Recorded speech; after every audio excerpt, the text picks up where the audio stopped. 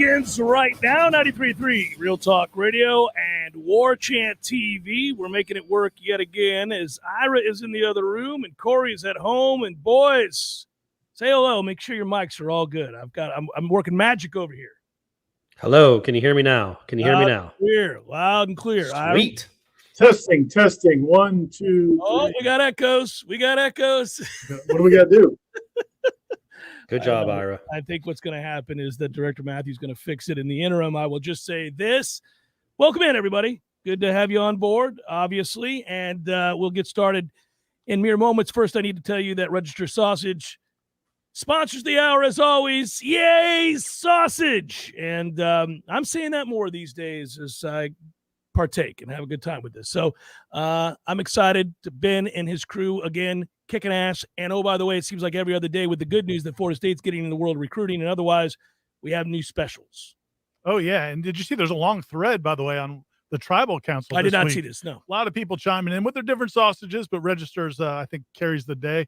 And again, I just want to tell you, if you live in the Southeast, there's a good chance your local grocery store or Publix will have Register sausage in their display. It might not be next to the other sausages. They might have a special place for it, but there's a variety of sausages. If you live outside of the Southeast, you may have to order it from registermeats.com. But if you're in the Southeast and they don't have it in your store, again, we're not encouraging violence, but maybe a sausage sit-in. Well, would that be okay? Would that be okay if we had a sausage sit-in? Could Phrasing? Quit saying sausage sit in. Hey, phrase it another way. What's wrong with that, buddy? Good grief. Family show. Yeah. Hashtag that. Yeah, it's hashtag. There's got to be a way to encourage them to carry it. And again, Register Sausage is a good friend of the program, run by Noel. Ben is a great FSU fan, and support Register Sausage because they support us. Couple of things here, guys. This is the last Seminole headlines before Corey goes under the knife. Under the laser. I think I'm going under a laser. Lots of knives, scalpels, a lot of cutting, a lot of things happening. It's going to be like a scene from MASH. Well, the problem is this could be the last Seminole headlines Corey ever does. And I think we should properly, frame this show and understand what we're endeavoring to do here. You're going to feel really bad if something goes down next Monday. Well, no, I will have gotten out in front of it. I will have. You would have already been in the stages. You would have already gone through the stages. True. And I give anybody an opportunity to start wrapping their mind around the idea that maybe you don't make it out. Maybe something happens and we don't have Seminole headlines as currently constructed. Do you do well with anesthesia? Have you had anesthesia before? I have for my colonoscopy, I guess, and my endoscopy. I had it. Yeah. Dude, anytime I go to the dentist. When my dad, may he rest in peace. I know my dad's alive. Your dad's still alive, Jeff, but Corey's isn't either. In his later years, he had hip surgery, and the anesthesia, when he came out of the anesthesia, he was insane for like 2 days. Like he thought he was stuck in Cuba for some reason. We don't know why. What? He was sure cockroaches were all over all the walls. Okay. He saw them the entire time. A little too much anesthesia. And so I kept talking to the nurses, and he was like 77, 78. And the nurses were like, oh yeah, dementia happens. I'm like, no.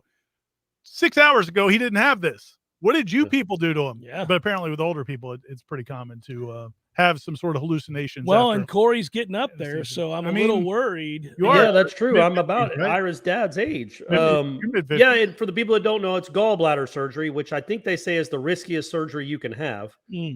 They do about 5 a year. It's really problematic. And it's not a gallbladder transplant. They're just taking it out. They're not replacing it with anything. Yeah, so brain surgery, heart surgery, and gallbladder surgery, all those are the three. There, the weightiness, the gravitas to this. Yeah, so Corey, we'll be thinking about you. But hey, enjoy today's Seminole headlines. So what day is the surgery? It's on Monday. It's on Monday. So no headlines next week. Probably not, but wouldn't you be going to Charlotte anyway? Yeah, I think we'll be driving up to Great Charlotte for maybe our last ACC kickoff. So maybe we do like a special Thursday headlines. Like when you're back from Charlotte. When you're back from Charlotte. We'll be driving back, or we'll still be up there. We'll worry about this later, gentlemen. One thing I will tell you is that, next week it looks like, because of the way this is situated, Tuesday and Wednesday are going to be travel days for the Warchant crew, Jeff Cameron show and all that, and wake up and everybody. So I don't know what we're going to have on the air, maybe some best of stuff going on next week, because we're going to be up there conducting interviews and doing what we're going to do for the site and for the station. And I'm going to have an opportunity, I think, to talk to. You could put me on here. I can tell you what I see on my walls. And if I think what country I think I'm in. And roaches. Yeah, exactly. So my dad called me at 3:30 in the morning from the hospital, convinced they were trying to take him back to Cuba. So I had to drive to the hospital at 3:30. Take him back to Cuba, but he's not from Cuba. He escaped, and they were trying to take him back. Got it. You didn't tell that part of the story. And he was convinced that the nurses were in on it. Man, it was about 2 days later, he came out of it, and that might have been the best feeling I've ever had in my life. And did you also say, Dad, you lost it on these people? You were sure that they were sending your ass to Cuba. Oh, man. It was insane. So, Corey, what are you going to miss about ACC kickoff? This might be, I mean, who knows, man? It's not going to be our last one, but we can joke that it might be our last one. We can dream that it would be the last one. I missed last year's because of the transition. That's right. I missed last year's, and I thought, golly, this is going to be a tough week for me. And I really didn't miss anything. I really don't feel like I missed anything. Corey, I think you're going to be all right, buddy. I don't think you're going to sit around longing for the days of the ACC kickoff. Now, maybe you'll miss having a few pops with the fellas in downtown Charlotte after the big press conference. But other than that, man, I think you're going to be all right. I'll be all right. I am interested in it's going to be the most unique ACC media days ever, because why would you ask anybody about anything else other than expansion? Like, I mean, at least Jim Phillips. Like, there's no other questions to ask him. Do you think this one will be more awkward, or the Pac-12s? Ooh. Well, no, the Pac-12s will be more awkward because you already have teams that are leaving. The Big 12s probably is pretty awkward too, but I'm saying this one is it's the most awkward of an ACC media day. That's all you can ask the commissioner. I think it's revenue and expansion. Yeah, but it's straightforward, and he has to know. He's not a dumb man. That's exactly what he's going to be asked, and there's no sense in beating around the bush here. I mean, there are certain things he probably can't reveal because it's in flux. It's in limbo. They don't even know. But he has to be well aware that is going to be the overriding question on everybody's mind. And, it would be silly to sit around even for 10 minutes and talk about the great accomplishments of all the Olympic sports out of the ACC. I made fun of this yesterday. They're going to. Well, of course they do. I mean, he did it in Amelia Island when you went there, and he talked about they won more national championships than any other conference. I mean, get the hell up out of here. Nobody cares about the lacrosse or the swimming championships. Let's get on with, is this conference going to exist in 3 years? And what's funny about it, and this has been probably the most enlightening or interesting thing of all of this to me is, 10 years ago, 8 years ago, 5 years ago, whenever it was that Florida State fans were clamoring to get out of the ACC or complaining about the state of the ACC, and you have these schools that don't contribute anything and they're just freeloaders. I was listening to our friend Andrew Carter and Luke DeCock up in North Carolina on their podcast. What's his name? LDC. And he might get a sponsorship from Registers. But anyway. Yeah, what a great promo code that would be. Maybe he'll be part of the next Warchant expansion. Goodness gracious. Anyway, so they were talking. It's just funny to hear two North Carolina reporters talking about basically just sitting there going, and what has BC brought to this conference? Syracuse is garbage. They brought less than enough. And it's just funny because it's like, you guys were all hey, kumbaya. What's wrong with you, Florida State? What's wrong with us? Mm-hmm. And now everybody's kind of turning on each other and going to be turning on Jim Phillips. That's why I think it's going to be interesting, because those questions are coming from everybody. Knives out, man. Yeah. It's knives out. Everybody looking around at each other in the room, kind of like, all right, man, who's working what back alley deal? Who's got a secret alliance?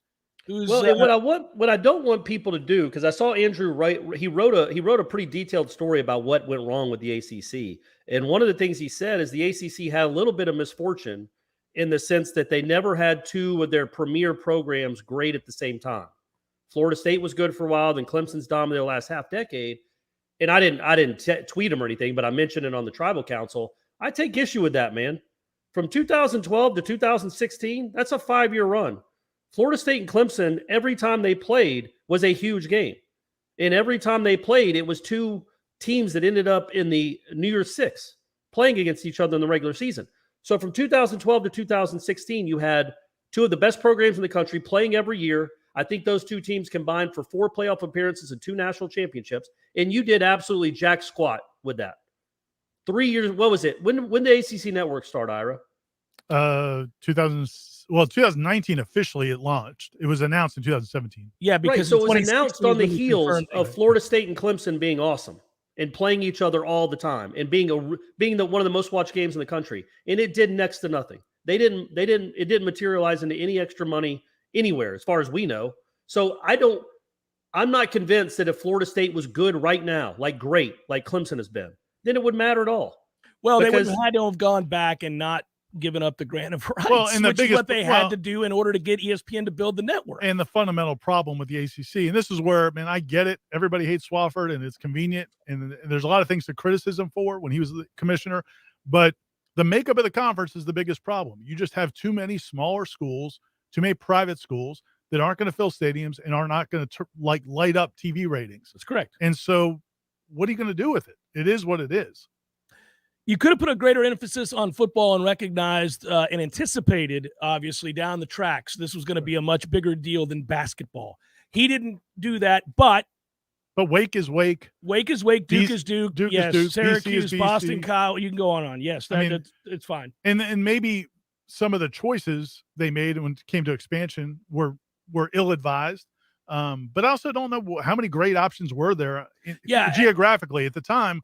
Everybody thought these things kind of had to be geographically, and now everybody's like, well, now it's just brands, doesn't matter. But also, in fairness, and he's easily criticized, as you noted, but again, the ESPN had already built the SEC network. They were already in the midst of building that at the time when the ACC was like, we'd like that too. Well, they weren't going to do it for the ACC. Florida State wasn't strong. There wasn't a reason to do it. Clemson hadn't become this power yet. They wouldn't have done it without Notre Dame. Right. I don't think it ever would have happened without Notre Dame. Right. And eventually, when they became partners and said, okay, we will do this, they needed reassurances that the brands that were there that mattered, whether it be Notre Dame, Florida State, Clemson, Miami, Virginia Tech, I think that's where it stops, maybe Louisville, were still going to be here, that they all weren't just going to ride under the next wave of realignment.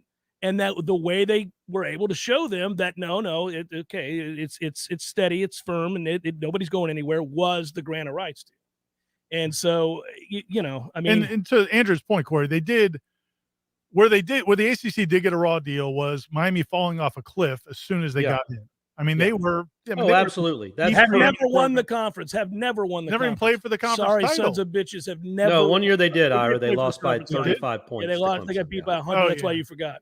Got blocked it out. Yeah. But I mean, you're looking at even Virginia Tech is not what they were expected to be. Virginia Tech, they kind of carried the day for a few minutes. Yeah, they did. And then they become what they become. So there is a little bit of luck. And I do think the ACC, we talk about the grant of rights and how solid it is. And there's a reality that Florida State may be in this conference for another several years. We'll see. Don't say that out loud. No. It's a possibility. Yeah.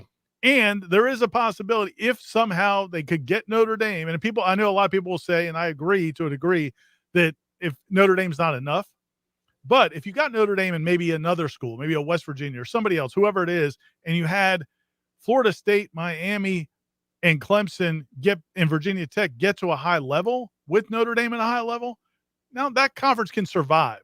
And they would have had to redo the TV deal because you've got Notre Dame full-time and another school. Now you're not going to get SEC or Big Ten money, but you could still get back to in the ballpark. You've got to be in the ballpark. So I do think there's a scenario for Jim Phillips, but man, it has to involve Notre Dame, and I just don't see that happening. I got an idea, guys. All right, you offer Notre Dame $100 million. They get $100 million every year to join your conference. $100 million. BC gets $8 million. Well, BC has to give up $25 million of their dollar. They get to stay in the ACC, man. They get to stay in the ACC, or they can go be an independent somewhere. They can go screw. They don't do anything. Neither does Syracuse. Take that money the extra money that you have to pay Notre Dame to get them in the conference, and then make sure it comes from Syracuse, Pitt, and Boston College. But then 3 years from now, people are going to be like, wait a minute, why does Notre Dame get this and we only get this? But But Florida State would get 65 or something. I'm saying the TV contract goes up if you get Notre Dame full time. But even if you're getting that, just gets you closer to the grant of rights ending. I hear you, man. But if you get 65 and they're getting 100, and Florida State gets good again, or Clemson's good, I mean, it's just not, to me, that's not tenable. I get what Jim Phillips is thinking. If they are considering it, it sounds like by all accounts they're considering a move to uneven revenue sharing, which would reward the teams that contribute the most. But I just don't think that's a long-term solution. But maybe it gets you through these few years or whatever. That's what I mean. It gets you through 2028. And then you can. And then at that point, you're only 8 years out. Yeah, it's not so difficult. Interesting conversation. We'll talk about the next. I love it. Yeah, Ira had an interesting conversation. We're going to use that as our wonderful segue into break here. But before we do that, we want to thank Eric for listening to the program, watching the program, contributing to the program. He writes, "What's up, Seminole headliners? Corey, I wish you all the best on your surgery and recovery. Great to see Lucas Simmons committed. Go Noles. Can't wait to see everybody from Warchant in New Orleans." Thanks, Eric. He's already ordered a ticket, which is great. Thanks, Eric.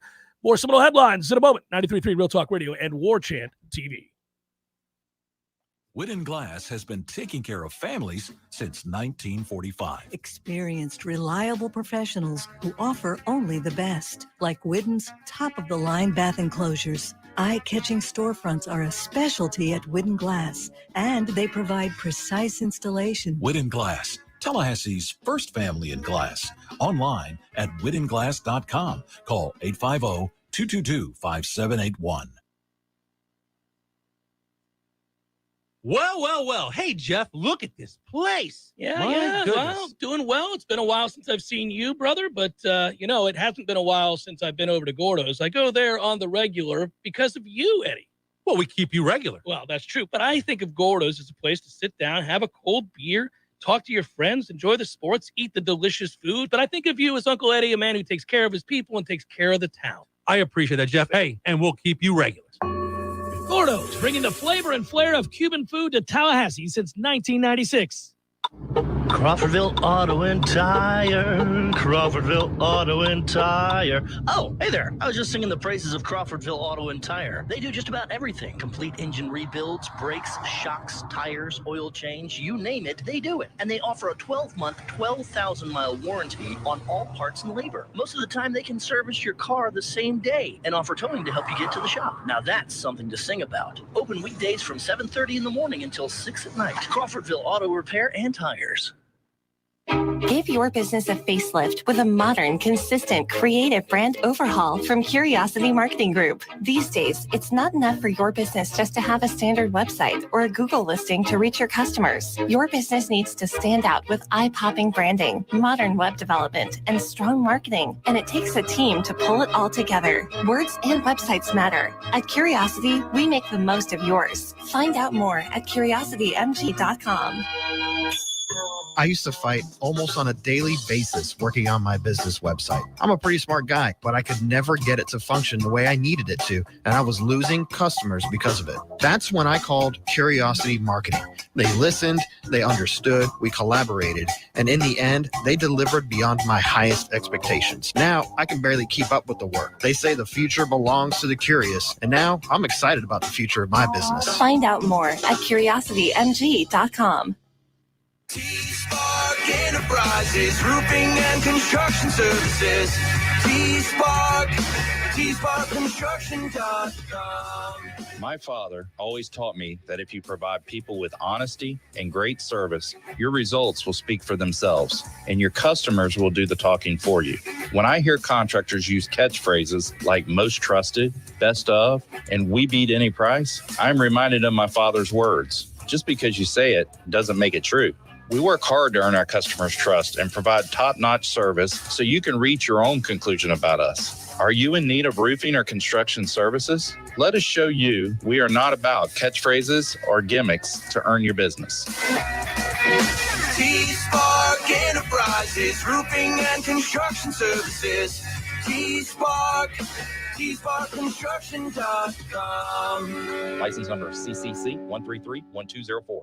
Life is stressful. Dinner shouldn't be. That motto is why Register Sausage has been doing business in the Florida Panhandle and Lower Alabama for over 75 years. A proud sponsor of Seminole Headlines, Register Sausage always provides the best Southern smoked sausage to over 140 grocery stores and restaurants throughout the Southeast. Headliners have discovered the Register's difference. You can too. To find a store that carries Registers near you or to buy directly, head to registermeats.com. That's registermeats.com.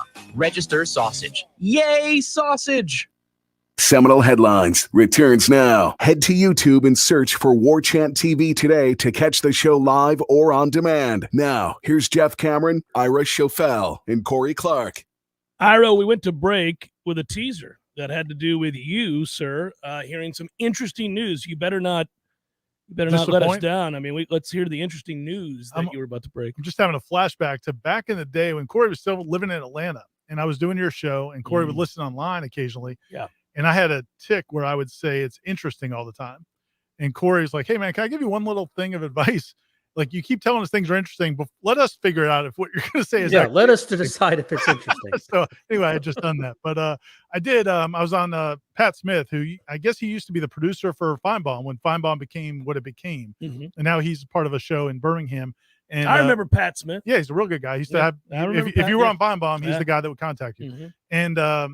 And so anyway, he said, or they said on their show, and they're based in Birmingham. They're on that WJOX, which is a big station up there. He said they think Florida State's going to be in the SEC at some point. They think that's going to happen 10 years from now. And I was like, well, hey man, you guys make that happen. Keep preaching that. But yeah, he didn't have a timeline. But at some point, like that's good to hear, man. That's good to hear because listen, we know right now ESPN's happy with FSU and the ACC. We know that the ACC doesn't want to let FSU go. We know Florida is not going to be real fired up about Florida State coming in. So to hear them saying that the SEC wants Florida State and it's just going to be a matter of when, not if, I think that's good to hear. I think that most people feel that it's inevitable that Florida State will be in the SEC or the Big Ten, that they're going to be part of the super conferences, that the two major super conferences where this is headed. Now it just gets to be a case of where being in limbo and waiting for an undetermined period of time is difficult to stomach because everybody recognizes, Corey, that if that is true, let's just say, fine, I agree with those guys. I do think Florida State's going to end up in the SEC. I think Clemson will too.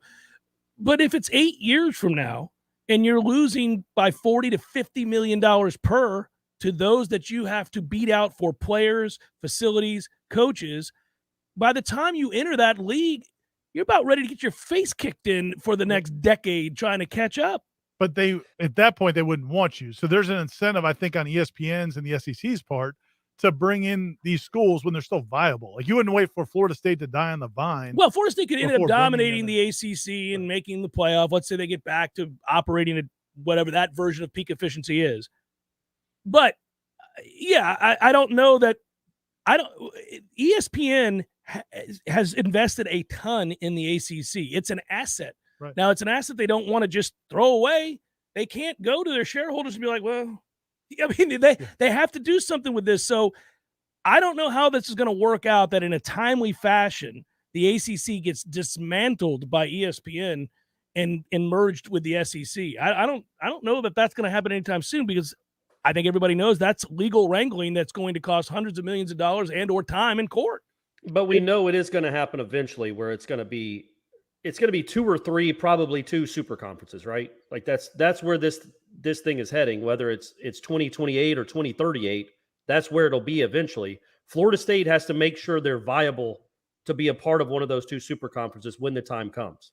That's what they're around sucking for the next 10 years. Agreed. Well, and it brings me something. It's probably going to make Ira uncomfortable because it always does. But I asked him when we were all at Horizons the other night.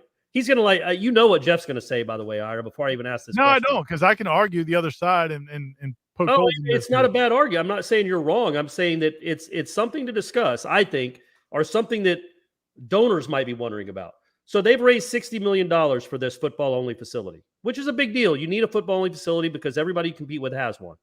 But in the short term, over the next 2 or 3 years, would it not behoove Florida State to take that $60 million and go buy the best roster in the country? So because of what it would mean in the short term and then sets you up for the long term, because the only goal you have right now is to get into one of these super conferences. That's your only goal. And if you keep rolling out 6-7 wins a year, maybe that becomes less harder to attain. Yeah, but by the way, this is, I think, the last of the major construction projects that you're going to see for a lot of these big time programs anymore. Now that we're just paying players. I mean, what are we doing? But there's a functional reason for having it, Corey. It's not just for recruiting. I mean, you go into FSU's training center where they haven't fixed things that have been broken for a long time because they know at some point they're going to be. I mean, these are big ticket items. I don't want you to think that they don't matter, or that you use all your money on. I guess my point would be if I said, look, for the next 2 years, I'm taking $30 million each year, and I'm going to have the best roster in the ACC. I'm hitting the portal. I'm getting a Heisman Trophy candidate. Whatever I got to do with this money to make us viable. My thought is, if you win 10 or 11 games the next 2 years, money will start pouring into the program again, and you will have money to do what you have to do facility-wise. You don't want to just be Miami in the 80s. But what if you don't win? Then you don't have any more money, and you don't have that facility, and you're that's the risk, Ira. That's what. Hey, YOLO, man, YOLO. No, I get wanting to ante up. I understand that, and I do think moving forward, once this thing is built, that everything's going to be funneled towards whatever it takes to compete at the highest levels, which at this point is your NIL. And the reality is, with the NIL stuff, is say a kid comes to your school because he's led to believe he's going to get this payment, whatever it is. Well, a year from now, what's to stop him? I mean, they're not going to sue these kids to stay. Like the kids at Texas A&M, if they were bought, as Nick Saban alleges, I don't know. Yeah. Just that's what Nick Saban could said. very well be that magically they put together the greatest class ever seen in the history of College Station, guys. We would never accuse you of that, Jimbo, but Nick Saban did, your mentor. Yeah. But if that's the case, in a year from now, those guys put themselves up for bid again. What is Texas? Are they going to sue those kids? No, they're going to let them walk, and those kids are going to. So there's no guarantee that anything you do from an NIL standpoint.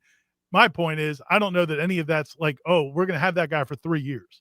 I disagree on that first point you were making. I think suing him. I don't think. I think we get to a point with NIL. Correct. I think we get to a point with NIL where, hey, you're going to take this money. It's all out in the open. You're signing a contract, and you better not breach that contract. If you breach that contract, you're going to get sued. It's the real world. I think it's getting written. I don't know about getting sued.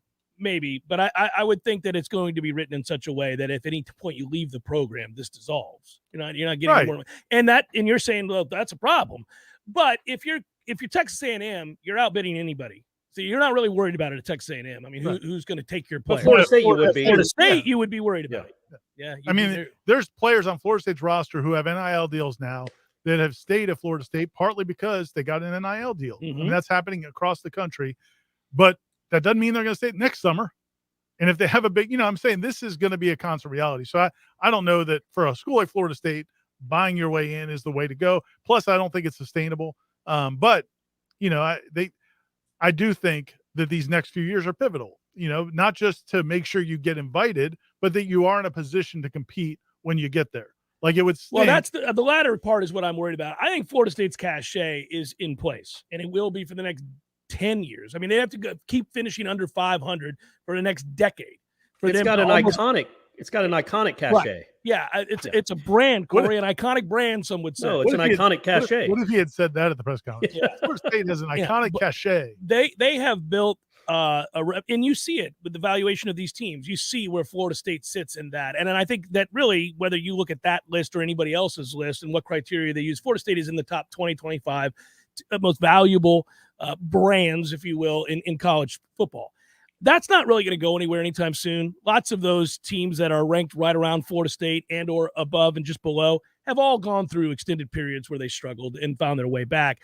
Florida State is pretty omnipresent in the minds of college football fans. Now, maybe not walking into this season as a potential national championship contender or college football playoff contender, but certainly nobody's going to be shocked if in 5 years Florida State's good again. Nobody's going to go, oh, look at that. Well, how'd that happen? Because Florida State has been this way for 40 whatever years. So I do think that it's more important that you position yourself, obviously, to expedite this. You could only do that by having your house in order behind the scenes, by having your NIL in order, and by kicking some ass on the football field, which we all agree is like well past due. I mean, this is an important part of the whole picture that we talk about on a daily basis, which is, give yourself a fighting chance, man. Stop sucking. Stop going sub 500. That would obviously further elevate your opportunities. But again, until they figure out a deal with the grant of rights, I don't know I feel like we are stuck. I don't think ESPN is in a hurry. I'm not sure the SEC is in a hurry.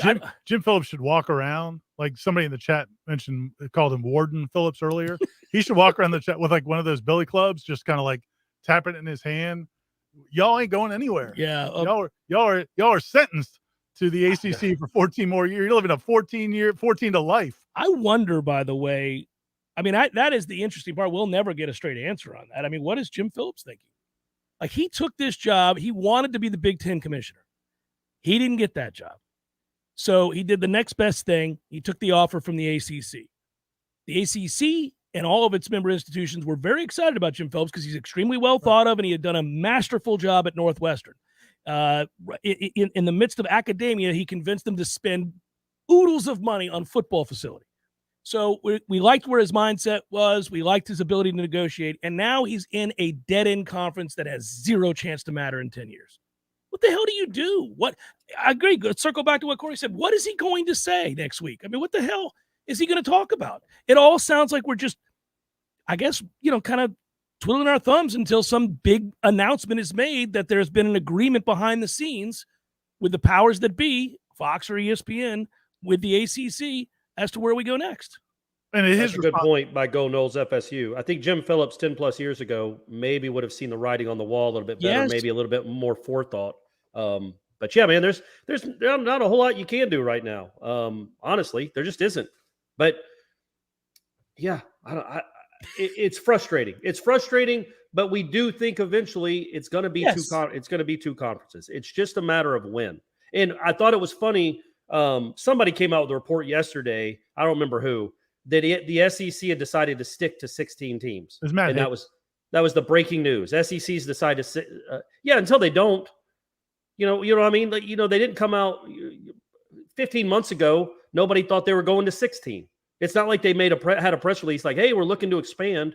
They're just going to expand when SEC wants to expand. So I know some Florida State fans saw that and might have been worried, like, oh, they're just stuck at 6. No. Watch Notre Dame go to the Big Ten, and then watch what the SEC tries to do to counter. Or the Oregon and Washington go to the Big Ten, whatever they end up doing. Well, right. That's actually oddly seemingly more likely than Notre Dame, because Notre Dame is contractually obligated to only join the ACC if they join another conference in football. But they can buy out. They have enough money, and because they don't owe the full share that a Florida State would. Right. And with the money they have, I think Notre Dame can buy out if they want to buy out. If they eventually want to, they can, but I don't think they're in a hurry to do that. No, they're not. As long as they can be in the playoff, they're not going to do that. And ESPN is going to do everything they can to make sure that there's always a provision to let Notre Dame stay in the playoffs so they don't go to the Big Ten. It's a tough situation. Seminole Headlines, 93.3 Real Talk Radio, Warchant TV continues in a moment. Your local news now. A Quincy man was arrested on weapon and drug charges following an incident at a burial service Saturday afternoon. Officers arrived at Sunnyvale Cemetery following reports of a man displaying a handgun at a graveside service. When officers arrived, they noticed the crowd leaving abruptly. Officers were not able to find the suspect, who they say left in a blue vehicle. A tip led officers to Gadsden Arms Apartments, where they eventually found the suspect, 25-year-old Jakari D. Johnson. A submachine gun, ammo, and a large bag of what they believe was marijuana was found in the car. A Bainbridge woman suffered critical injuries in a single vehicle crash early Sunday morning in Gadsden County. Troopers responded to the scene on Concord Bainbridge Road near Bell Road just before 4:30 a.m. A sedan was traveling north on Concord Bainbridge Road when it veered off the road and struck a culvert. The car overturned and came to rest on its roof. A 21-year-old passenger in the car suffered critical injuries. The 24-year-old driver had minor injuries. This is Rachel Lene through Real Talk 93.3 Local News Update, brought to you by Macklemore Systems, Tallahassee's go-to Mac store. Check them out online at MacklemoreSystems.com. This is meteorologist Paul Trombley with your Real Talk 93.3 weather update. Chance for scattered storms this afternoon, otherwise overcast skies. Highs level off around 87, winds out of the south, 5 to 10 miles per hour. Chance for scattered storms again tonight, lows dip down to about 74, cloudy skies. A mix of clouds and sun tomorrow. Chance for scattered storms, daytime highs approaching 90. This report is brought to you by the Lawn Johns. For all your landscaping and lawn care needs, visit thelawnjohns.com. Right now, 85. When your AC unit decides to give up the ghost, it doesn't always pick the best time. But no matter what time, day or night, or day of the week, you can call E&B Heating and Air Conditioning. We'll be out to bring your AC unit back to life. We've been repairing and replacing heating and air conditioning systems in the North Florida and South Georgia area since 1974. So when your air conditioner stops working, call E&B Heating and Air Conditioning to the rescue.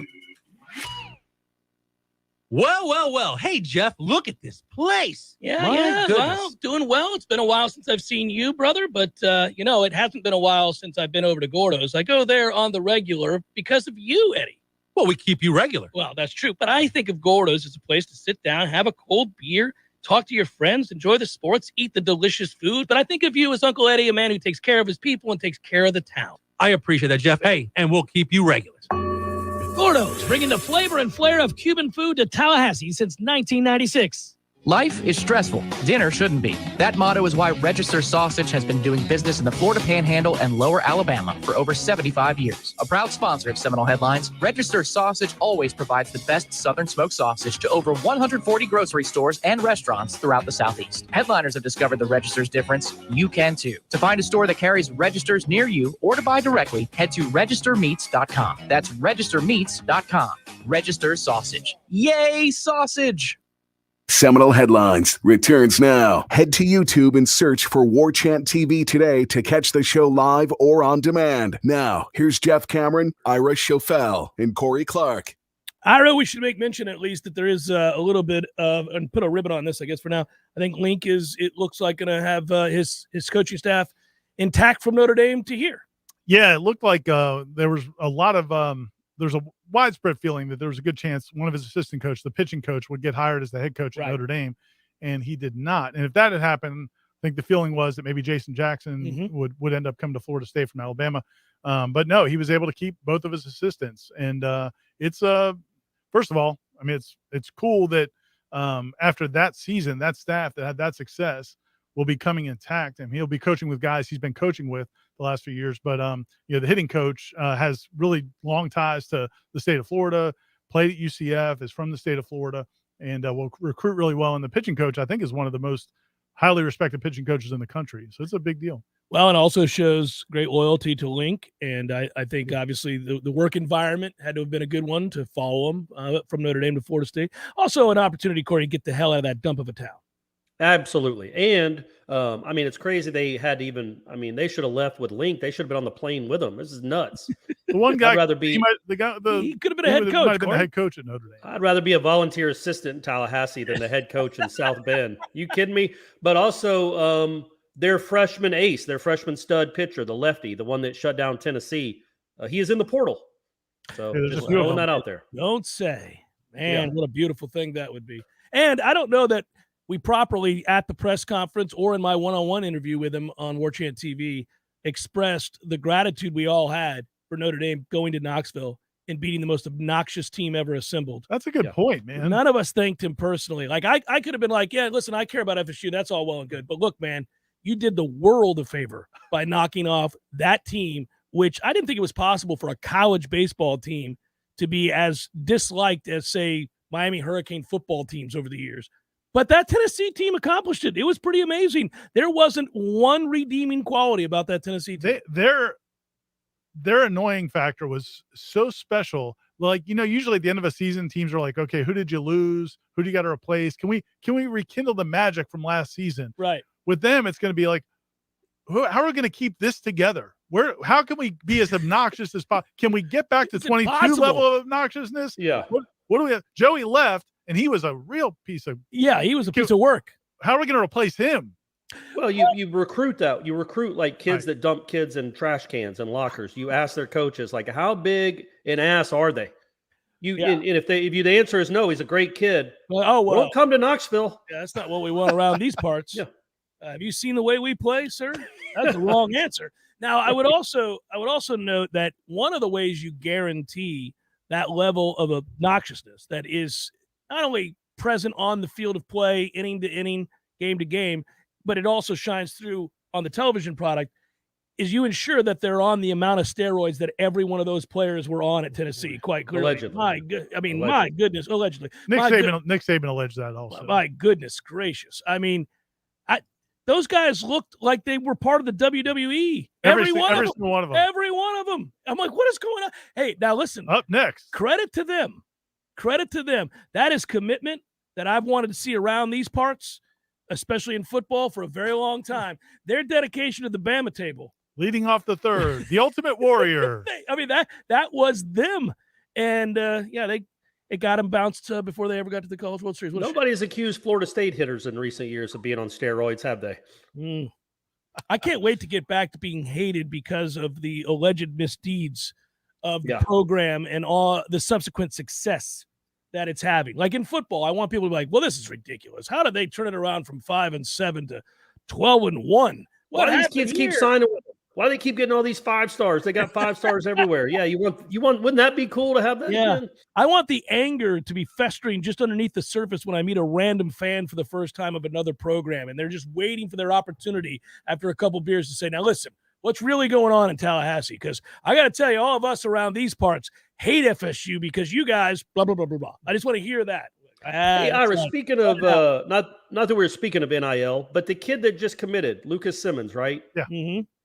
He goes to high school in Florida, correct? Yeah, he went to Clearwater Academy or whatever it is. Yes. But he's from Sweden? Yeah, he's only been here for a year, about a year. So are they allowed to get NIL deals, the foreign kids? If he's on a student visa, it would be tricky. It would be tricky, and there's apparently a process. Yeah, that is an issue. As part of the process for international students, when the NIL became legal, it's not necessarily legal for them. It's a violation of them being here. I've been told there is a way around it, but it's a complicated process. And unless you can get a lot of money, like they're not going to do it. The international students aren't going to do it for $50 to go have dinner at, whatever wherever restaurant. Yeah. But if you're talking about a $500,000 deal, maybe it's worth that effort. Well so it's a lot more complicated. Hey, by the way, I know a way around it. You don't report it. Oh, there you go. That's the big thing right there, Corey. I think you agree with me here. You just hand the kid money. Now, we just said hand it to him in cash. We just said the schools are never going to pursue lawsuits. We don't think. We don't think so, no. What about when Uncle Sam starts coming after for these kids for not reporting? He doesn't need to know. He doesn't need to know either. Uncle Sam. You're talking about the above-table NIL deals. Yeah. If they don't file taxes. Well, I'm talking about handing a kid $1,000 when you shake his hand. That's what I'm talking about. You want to get back to that. I want to get back that kind of. In this particular case, you might have to do that. Well, look, man, you got to do whatever. As we all know, those were the more innocent times of college football. The $1,000 handshakes, the $500 handshakes, the cars from a friend dealer. It's very specific in this case. A 6'7", 300+ pound left tackle with good feet and bend. Future prospects are outstanding. You got to secure his commitment, which Florida State did, and you have to do so by any means necessary. I want to win games. I don't know what you're trying to do. So if I'm shaking this kid's hands with $1,000 in my hand, that's how this is going to have to work. And maybe each time I shake his hand, there's $1,000 in my hand. Maybe that's how this is going to work. As long as he understands the deal and doesn't go running off at the mouth, we're all going to be fine. So when you sit down at maybe like if Michael Alford and President McCullough, I don't know that I want the president there. All right. Well, you and Michael Alford sit down with the SEC honchos and start talking about Florida State joining the conference and how we would fit right in. And you're gonna be like, look, fellas, yes, we played in that league. We played in the Wine and Cheese League. Yeah, but we're one of you. We know the deal. Let me tell you about that time we got that tackle and what I had to do to make sure that happened. You guys will smile ear to ear knowing that that's the way we play football around these parts.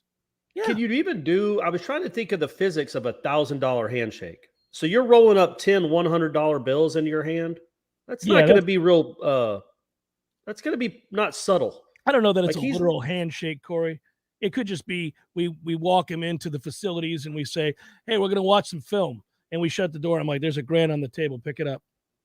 Oh, I was thinking more like being slick with a handshake. We're not going to watch film. We'll go ahead and take that out of here. That was a good film session. Oh, okay. Well, that's one way to do it. Yeah, all right. I don't have to actually hold the money. You might go with like Emmitt Smith turning on the sprinklers at Florida, right? For his summer job or whatever they did there. Could you just tape it to the back of the register's package? Here's some andouille, and then when they flip it over, there's just stacks of hundreds on the back. Why don't we start using? Why don't we start using Birch? Birch Orthodontics. You're like, look, you've got an orthodontic appointment at 9:30. Tell them your name. Just go sit at this chair right here. Wait for about 10 minutes and bounce. Heather would be all about that, right? Well, Heather's dedicated. Yeah. No question. Dr. Birch is committed not only to the orthodontic needs of your children, but what it takes to win football games. Some people would think she wouldn't be willing to risk her practice, which she's built over decades to hard work and education. Yeah. for some sort of conspiracy to money laundering or something like that. There's no laundering. There's no laundering. We're not laundering money, Ira. You get into issues when you're dealing with cash with no records. Well, if you don't tell people. Right. You don't do and I think she'd be fine with it. Georgia did. You don't write a check. How about the McDonald's bags like Tennessee? There you go. It's worked for years. Is Tennessee in trouble, Ira? Yes, they are. Maybe she just when you lay back on the chair and she's like, "All right, open up your mouth," and she just stuffs a wad of cash in your mouth. In there. Yeah, and then you get out. That's your orthodontic appointment for today. It's going to be a shame if this is why we lose the sponsorship. Oh, goodness gracious. Get a good run, Dr. Birch. Let's take a break on that note. Seminole Headlines 93.3 Real Talk Radio Warchant TV continues in a moment.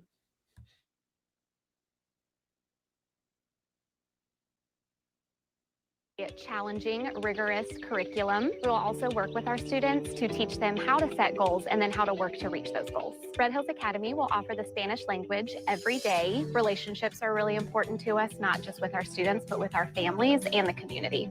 This benefits parents and students alike because parents get that involvement within the school. Easily apply online today at redhillsacademy.com. This is Patty Wilson. Oh, I'm sorry. We're ready. He's recording. Why are you always saying your last name? It's Patty and Scott. Everybody knows Patty and Scott. I don't know. This is Patty Wilson. This is. I am Patty Wilson. What is the idea behind said promo? It's for Patty's Playhouse. We're on Patty's Playhouse Saturdays at 11. Tune in. That's stupid. Just tune in. Saturdays at 11. Patty Wilson, Patty's Playhouse. House talk with a happy ending. Each and every time.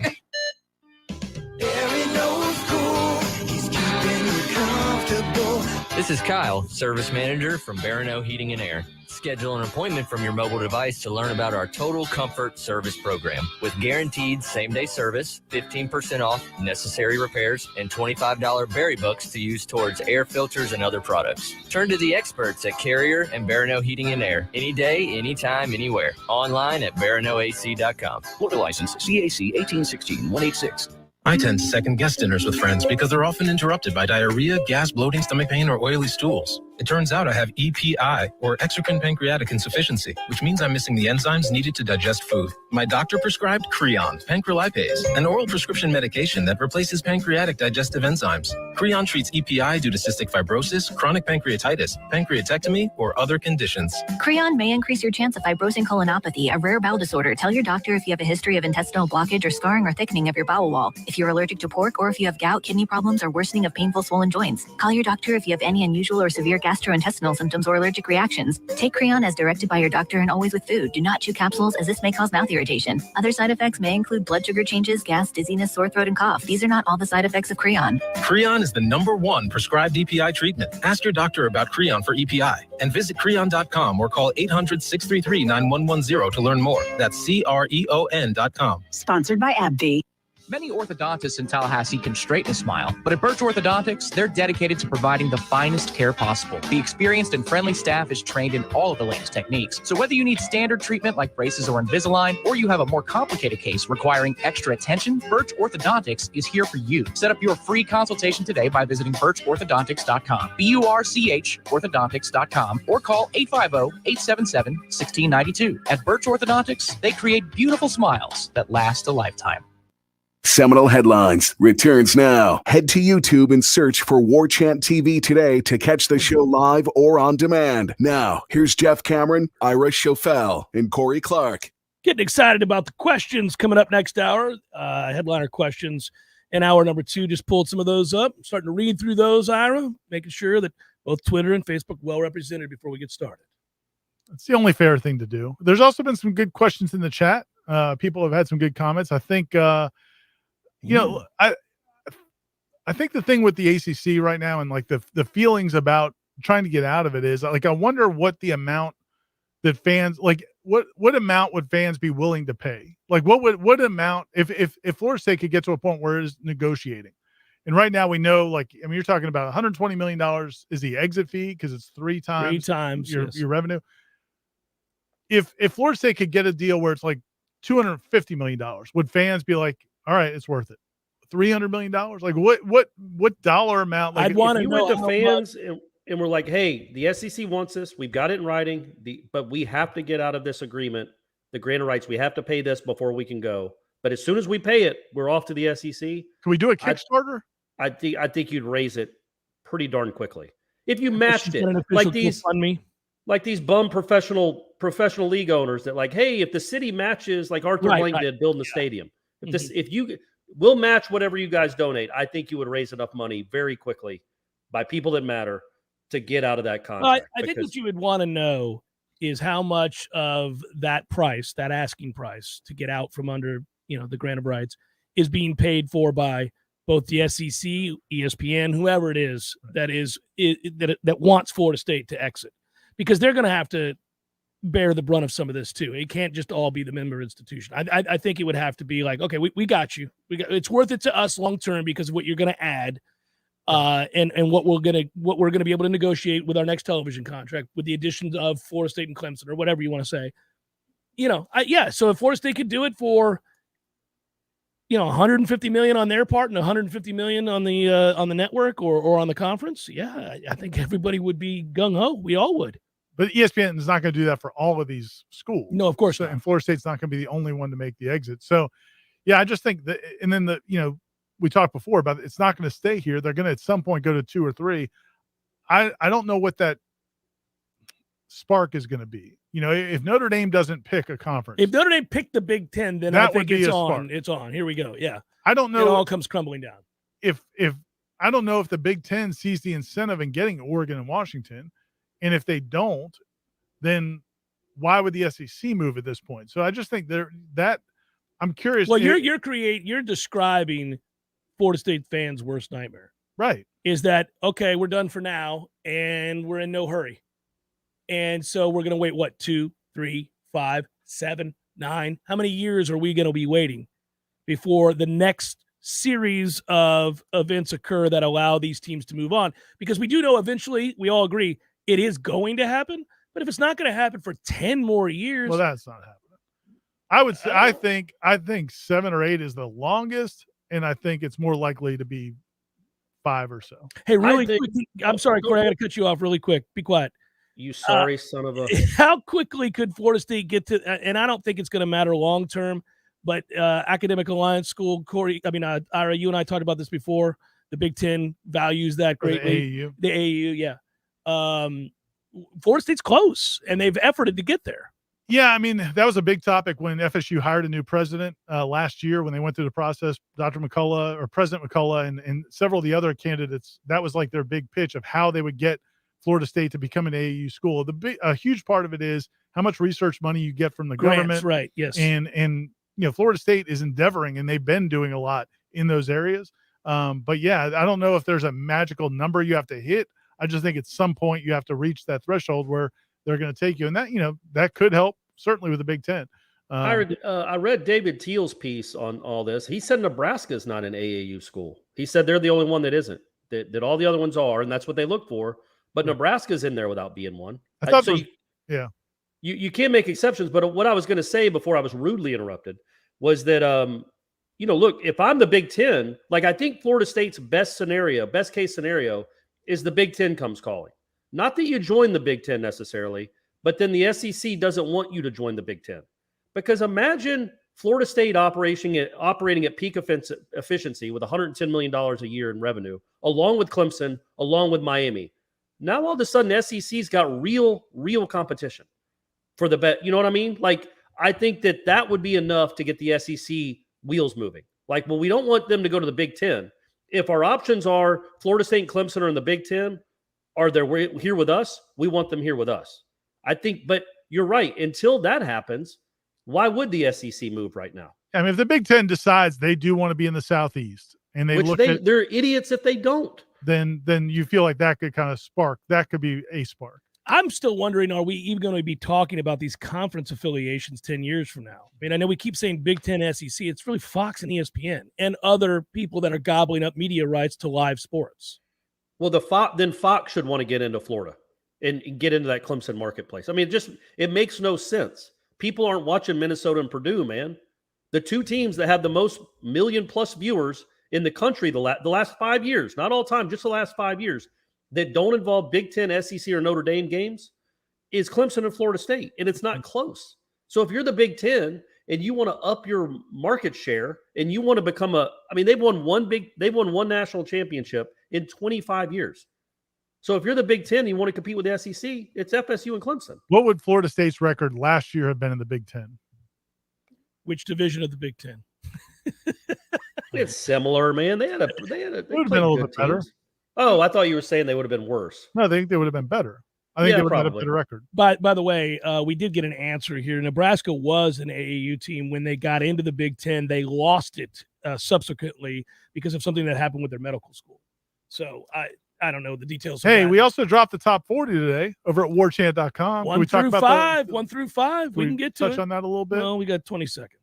So we can touch on it in the Corey, next hour. Read all 40 in 20 seconds. Do it right now. It was I'll read the top 5. Jordan Travis, Jamie Robinson, Micah Pittman, Duke Cooper, Fabian Lovett. That's off the dome, folks. He's going blind. He's going blind. Headliner questions forthcoming. Stay with. We'll get to you in a moment.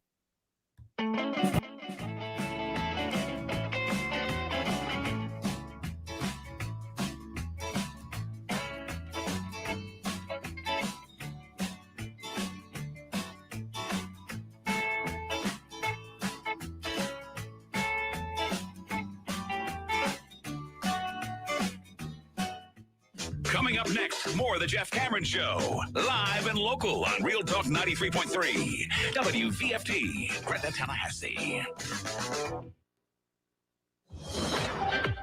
Breaking news this hour from townhall.com.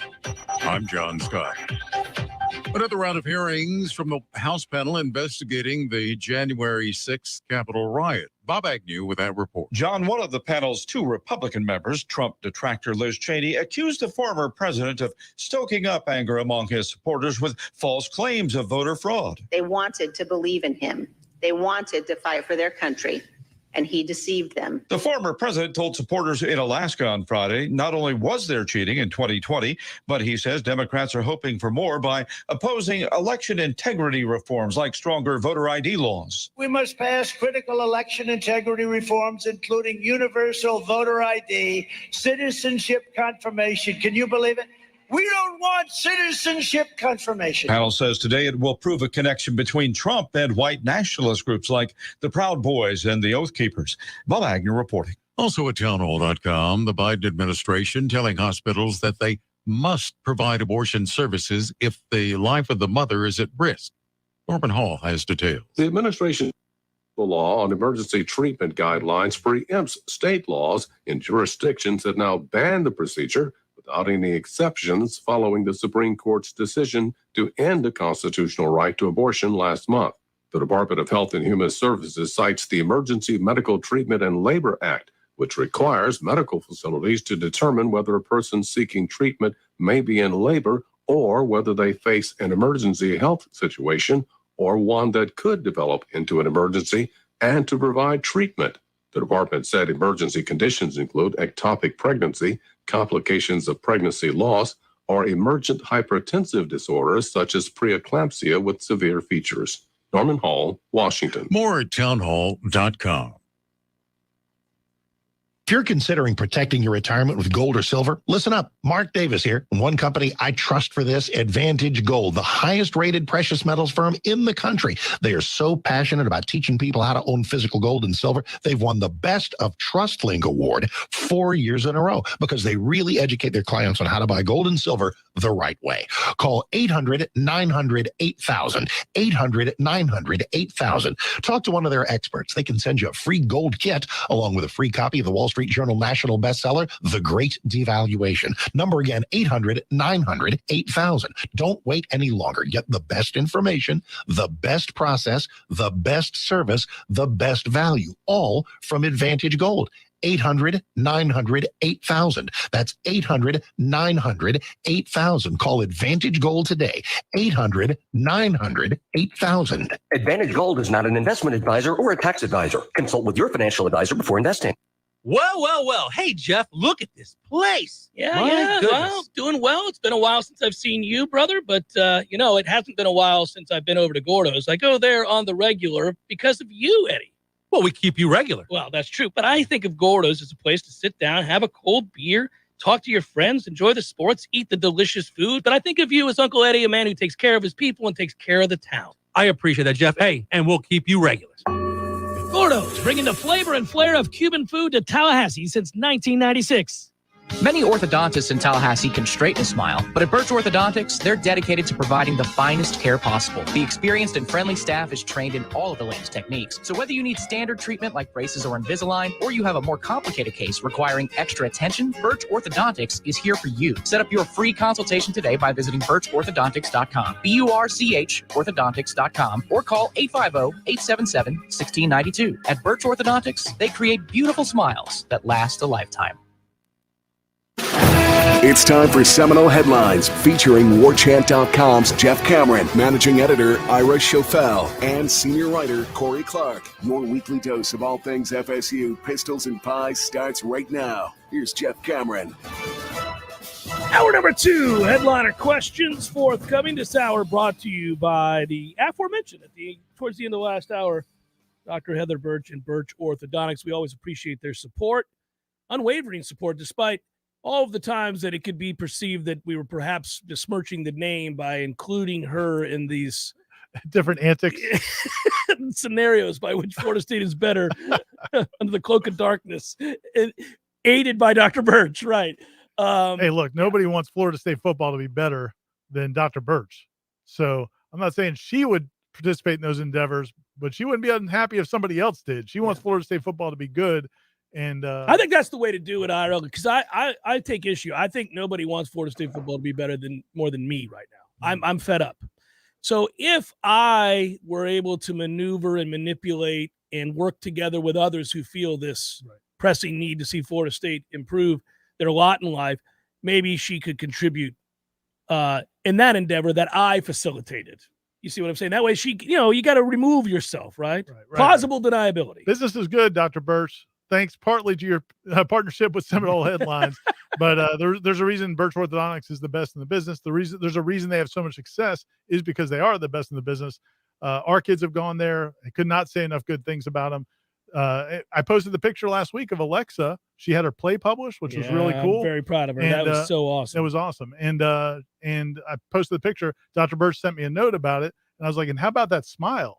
She's got the perfect smile. She's if Dr. Birch needs some endorsements, that's it right there. Yeah, she needs to start funneling that money. Little NIL to my kids and their shiny bright teeth. Boy, this took a turn for the worse. I was starting to beg for money on the air for his kids. Hey, if she's not going to start paying off players, maybe pay my kids.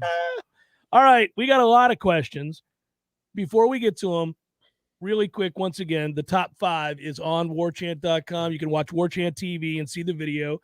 The 3 of us were in this video along with Gene Williams and talked about that top 5. And this was a more rewarding effort this year in the top 40. I think it wasn't just because it wasn't depressing. Right. The top 5 was good, but so was the top 10 and the top 15.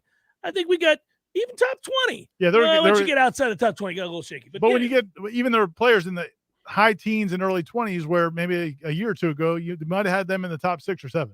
Correct. And so you do see with the exercise that the roster is deeper and more talented than it's been in a long time, in about 5-6 years at least. Travis J didn't even make it at all. And we're not giving up on Travis J yet. I refuse some to. of you have. Yeah. We're just trying to motivate him. A little tough love from Jeff. I like it. But I feel like last year he might have been sniffing the top 20 last year. Oh, yeah. Maybe top 15, and now he's not even on it. And he's still got all that raw potential that just has not been tapped into yet. I think this is a fun question right off the bat from Hassan. He writes, "What's up, gents? Quick game of would you rather. For this scenario, would you rather have FSU in the SEC or a 12-team college football playoff? Either decision would go into effect immediately. Thanks as always for the great content." Thank you, Hassan. Would you rather have FSU in the SEC 100%. Or the 12-team playoff? The answer is the SEC. I said yes because the long-term dividends that are rewarded there. Yes, I agree.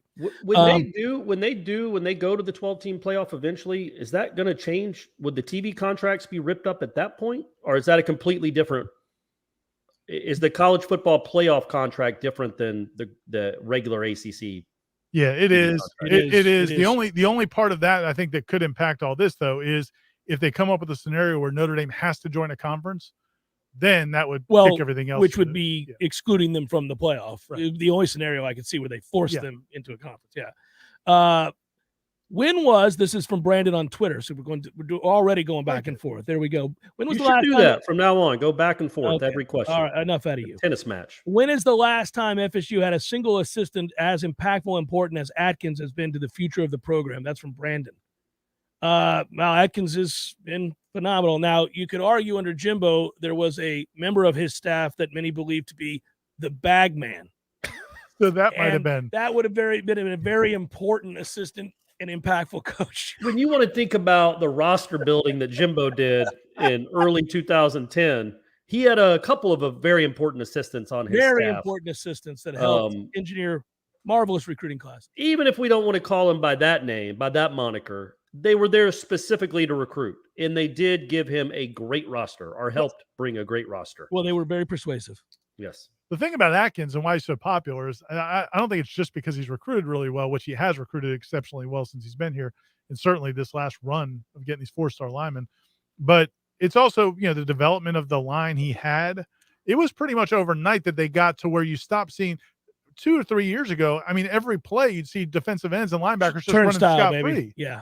Turnstile. Yeah. So he cleaned that up really overnight. He does a great job of putting kids in a position to succeed and asking them to things that they can possibly do. Yes. And I don't mean to oversimplify scheme, but he creates angles. He asks guys to do things that are within their skill set. Right. He puts kids in a position to succeed, which is fundamentally what coaching is about. But he recognizes those shortcomings and doesn't dwell on it, doesn't try to, square peg, round hole. He's saying, okay, look, here's what you can do now. And he motivates and teaches and educates. And, listen, those guys all love him too. They all play hard for him. So that's another aspect of it because you love to see the effort and you love to see the consistency. I think, but in terms of bringing both sides of it, not just getting players, I think he's up there with, Odell at the height of, in terms of people's love of Odell. Obviously, the fact that Odell played here was a big part of it as well. But also, he produced, he had that run of defensive linemen going to the NFL. It was ridiculous and recruited at a super high level.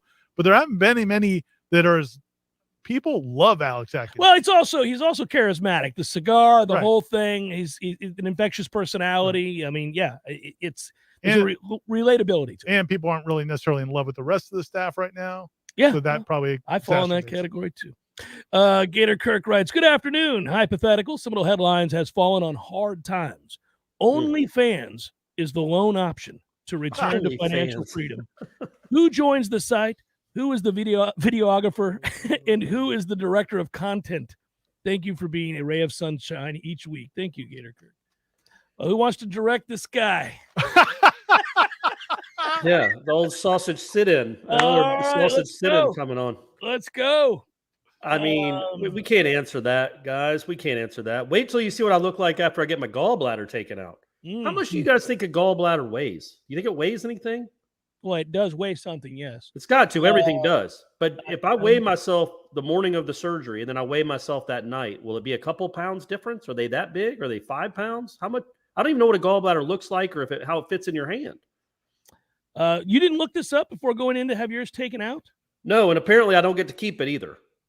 So I don't know what they have to do with my gallbladder, why it's my property. Speaking of things regarding surgery that you keep or don't get to keep, I still have one of the steel pins that was inserted in my foot.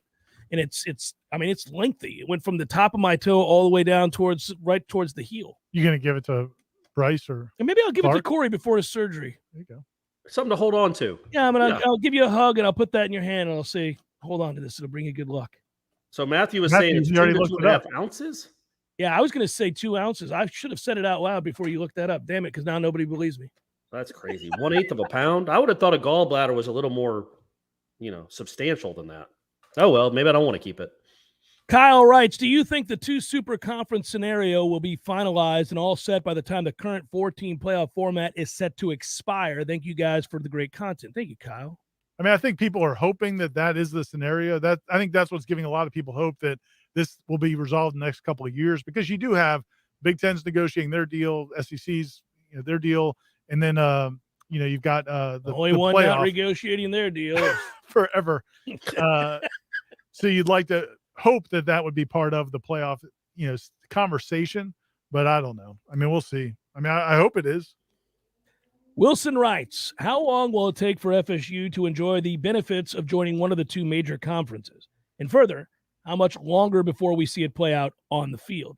So he's talking about a scenario by which Florida State enters into one of the super conferences, or if you'd like, one of the mega networks, Fox or ESPN, whoever's in charge of those leagues, and how quickly would they reap the benefits from doing so? I think it would be very quick. I do too. I mean, the challenge, the something I know a lot of people brought up, and as you kind of start playing out the scenarios is, Florida State would be getting that money that those schools are getting, but those schools also have already been getting more for a period of time. That's why we keep talking about how quickly can this get done. So that I think is going to depend. If it gets done in 4 or 5 years, I think Florida State's going to reap the benefits and get to that level really quickly. If it takes 7 or 8 years, something ridiculous like that, then, it could take longer for it to show on the field, because you'd be trying to catch up to people that have such a big advantage. But what do you think you'd be trying to catch up to? Like in the current state of college football where the portal's wide open, like I don't think it would take, you talking about like coaching salaries, just coaching acumen, like better coaches. I mean, you'd have better coaches. You'd have more success to be building on. You would be, we said that the facilities race is over. I don't know if that's true, especially for those schools that have that much money. I think they're going to keep building stuff. What can they keep building? Mountains? Like a Mount Rushmore? We reached a place. I mean, again, we make fun of this all the time, but at some point, you would think. I don't think slides we and have chocolate fountains. I guarantee. Look, man, there's technology. There's things you can do from technology. Well, they're still going to invest in the infrastructure of these facilities. I agree with you, but I don't know what gargantuan thing they're going to continue to build. Mount Rushmore is not a bad idea. Look, man, there was a time when the Moore Center looked great. I'm not saying you don't increase the quality of the buildings that you have and the infrastructure, right, but I don't know what else you would need once you've completed this football-only facility, other than the sustainability. Look at what some of these other schools have. Even when Florida State does their thing, it's not going to be to that level. And other schools are always going to be one-upping each other. I think that money's getting diverted now to players. I don't think that's going to be. I think at some point that gets regulated, and I don't think it's going to be $70 million salaries for college football teams. I don't either, but I do think that money's got to go somewhere. But we're done with the days of where you have to hide your profit or not show a profit. And that's why you build all these facilities. That's what they were doing. I mean, so we'll go from here. What about a planetarium? I'd like a Florida State football planetarium. Well, the planetarium is part of the facility. Little Pink Floyd laser light show. Yeah, man, a laser show every night at midnight. I'll just go get high and watch Pink Floyd laser shows. Yeah, the players probably aren't into Pink Floyd, but we'll go. Becoming a wonderful event to cover. This is amazing. Matthew, if that's your cup of tea out there, everybody, I'm not sure.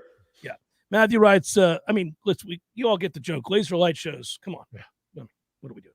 Matthew writes, since special teams has been such a favorite discussion topic over the last couple of years, I have a 2-part question for you guys. One, will FSU return a kick or punt for a touchdown in the 2022 season?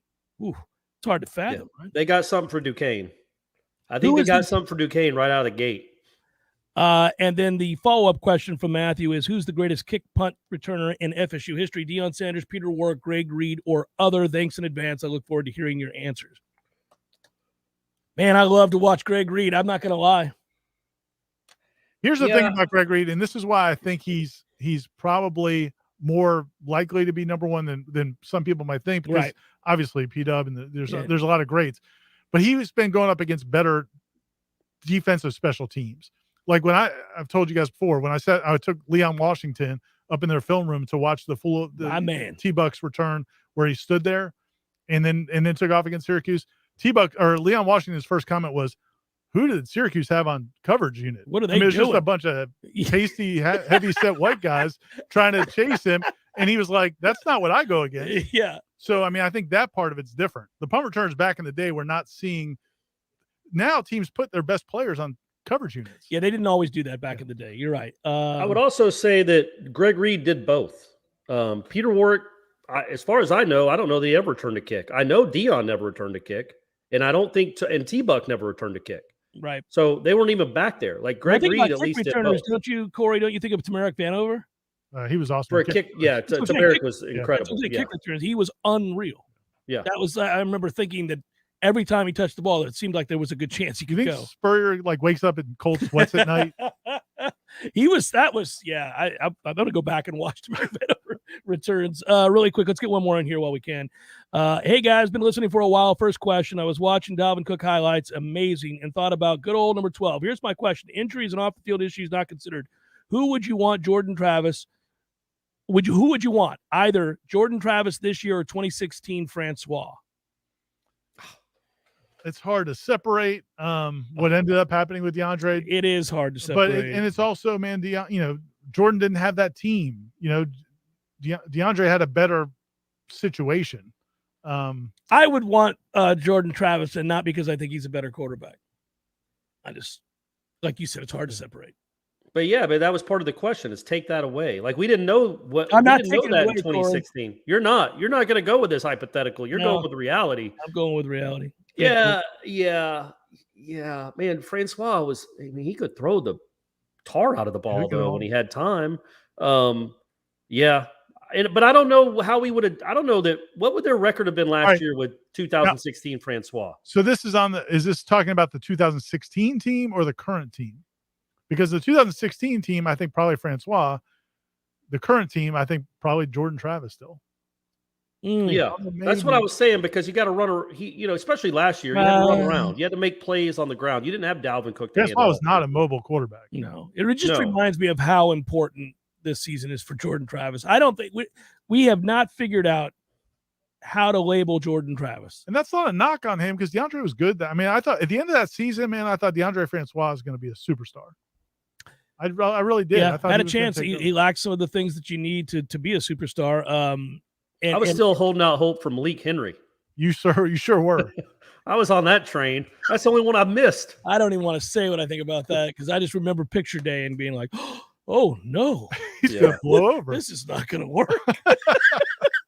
Seminole Headlines, 93.3 Real Talk Radio, Warchant TV continues in a moment.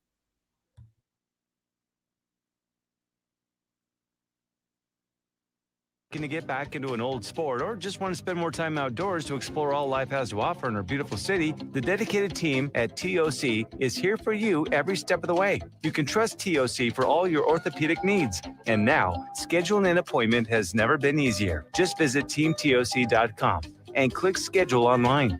That's teamtoc.com.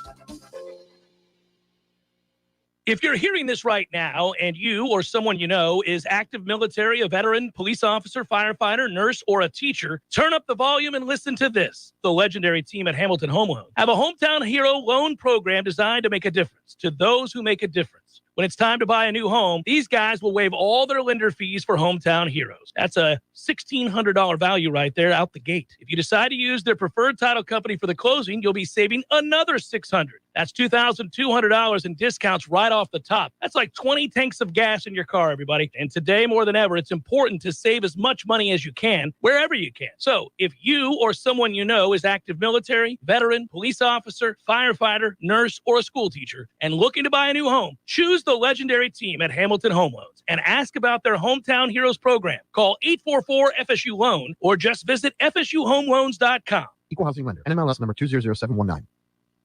Another check from Northern Florida? Yes, Your Majesty. And may I ask why we get it? It's from one of our businesses in the States, a pest control company. Oh, and what do we know about pests in Northern Florida? Absolutely nothing. Did you know that most pest and termite companies that serve Tallahassee are actually owned and operated by people that don't even live in our area? One owner is actually in Great Britain.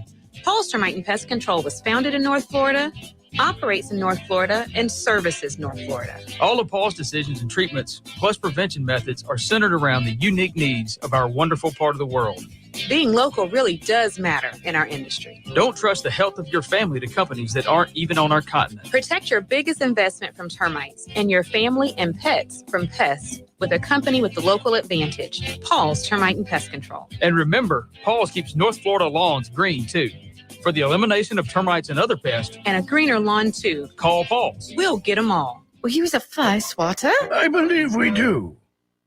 Sellers Tile does it better for business owners, contractors, designers, and homeowners. Better design ideas, better quality tile, carpet, and hardwood flooring, better mosaics, ceramic, and vinyl solutions. And Sellers makes it easier with their amazing showroom and first-class professionals. Maybe it's time to get Sellers working for you on Capitol Circle Northeast, just north of Mahan Drive, or online at sellerstile.com for better style, quality, and design. Go with Sellers in Tallahassee. Call 656-8453. T-Spark Enterprises, roofing and construction services. T-Spark, T-SparkConstruction.com. We conquer all peaks, we fix those darn leaks. Call 850-766-1340. T-Spark Enterprises, roofing and construction services. T-Spark, T-SparkConstruction.com. License number CCC 1331204. Life is stressful. Dinner shouldn't be. That motto is why Register Sausage has been doing business in the Florida Panhandle and Lower Alabama for over 75 years. A proud sponsor of Seminole Headlines, Register Sausage always provides the best Southern smoked sausage to over 140 grocery stores and restaurants throughout the Southeast. Headliners have discovered the Register's difference. You can too. To find a store that carries Registers near you or to buy directly, head to registermeats.com. That's registermeats.com. Register Sausage. Yay, sausage! Seminole Headlines returns now. Head to YouTube and search for Warchant TV today to catch the show live or on demand. Now, here's Jeff Cameron, Ira Schofel, and Corey Clark. Moving on with headliner questions. Zach writes, understanding the Florida NIL rule that the school/coach cannot be involved, how exactly does it work that the coach and collective are on the same page? I'm sure there's some back channel communication between the two, but wonder how it legally works. I do too, for that matter. I already know. Yeah, I mean, it is a little murky, and it does. It is unfortunate that it's a stupid law. The state of Florida has this law, and most of the other states that had it have since repealed it. Florida's legislature chose not to. But yeah, I mean, I think it's a combination of they're aware of who Florida State's recruiting. The NIL staff certainly is aware of who Florida State's recruiting and how interested they are. And then they can make their presentations. The university can make presentations about, my understanding is, what players have gotten in the past. So if they have a current player that has an NIL deal, they can probably tell recruits, hey, this player has this deal in place. I'm not saying you're going to get it, but this deal does it. I'm answering your question that yes, we do have players that have NIL deals, and this is what their deals are like right now. And then that player then can make the assumption that, hey, if I come to that school, I can get one as well. But yeah, it's the fact that they can't even communicate. And I actually interviewed Stephen Ponder. We were running a Q&A on the website. He's the new president of Seminole Boosters, and he talked about how the challenge this is, because they can't even really talk with donors. They can't even tell donor, like if a donor comes to donate money to Seminole Boosters and say, hey, how do I want to give you this much of my money, and I want to give NIL, Rising Spear, this much of your money. Like Seminole Boosters can't even coordinate that because of this law. So they just have to say, okay, we'll do this and this for you, but you need to call those guys to do that. It's definitely an awful situation. Corey, I think we both know how we get around this. Yeah, we just don't care about the rules. We don't care about the rules. Yeah. Again, guys, with the rule following. I'm speaking. The rule following is nuts. Not only that, stop with the rule following, everybody. On Friday before your official visit begins, head over to Birch Orthodontics and just sit back in a chair. Open your mouth and see how much cash gets thrown in there. We have some packages of registers laying around. By the way, we had a nice meal at Horizons last week. We did. We had a good time, and it was great. That photo was great. Everybody had a good time. The meal was great, as always. Yeah, so I look forward. We'll have to do it again. Now that Corey's gallbladder is going to be a constant nuisance for the rest of us to deal with. I might start drinking beer again. Well, you can start slamming anything you want, right? Apparently, after a couple of weeks, is what I've been told. A couple of weeks, it's back to normal. But no, the water's what I am now, man. I've changed my life. But I had the fish sandwich at Horizons. I'd never had it before. It was awesome, really good. David writes, we only agreed to the grant of rights to get the ACC network, right?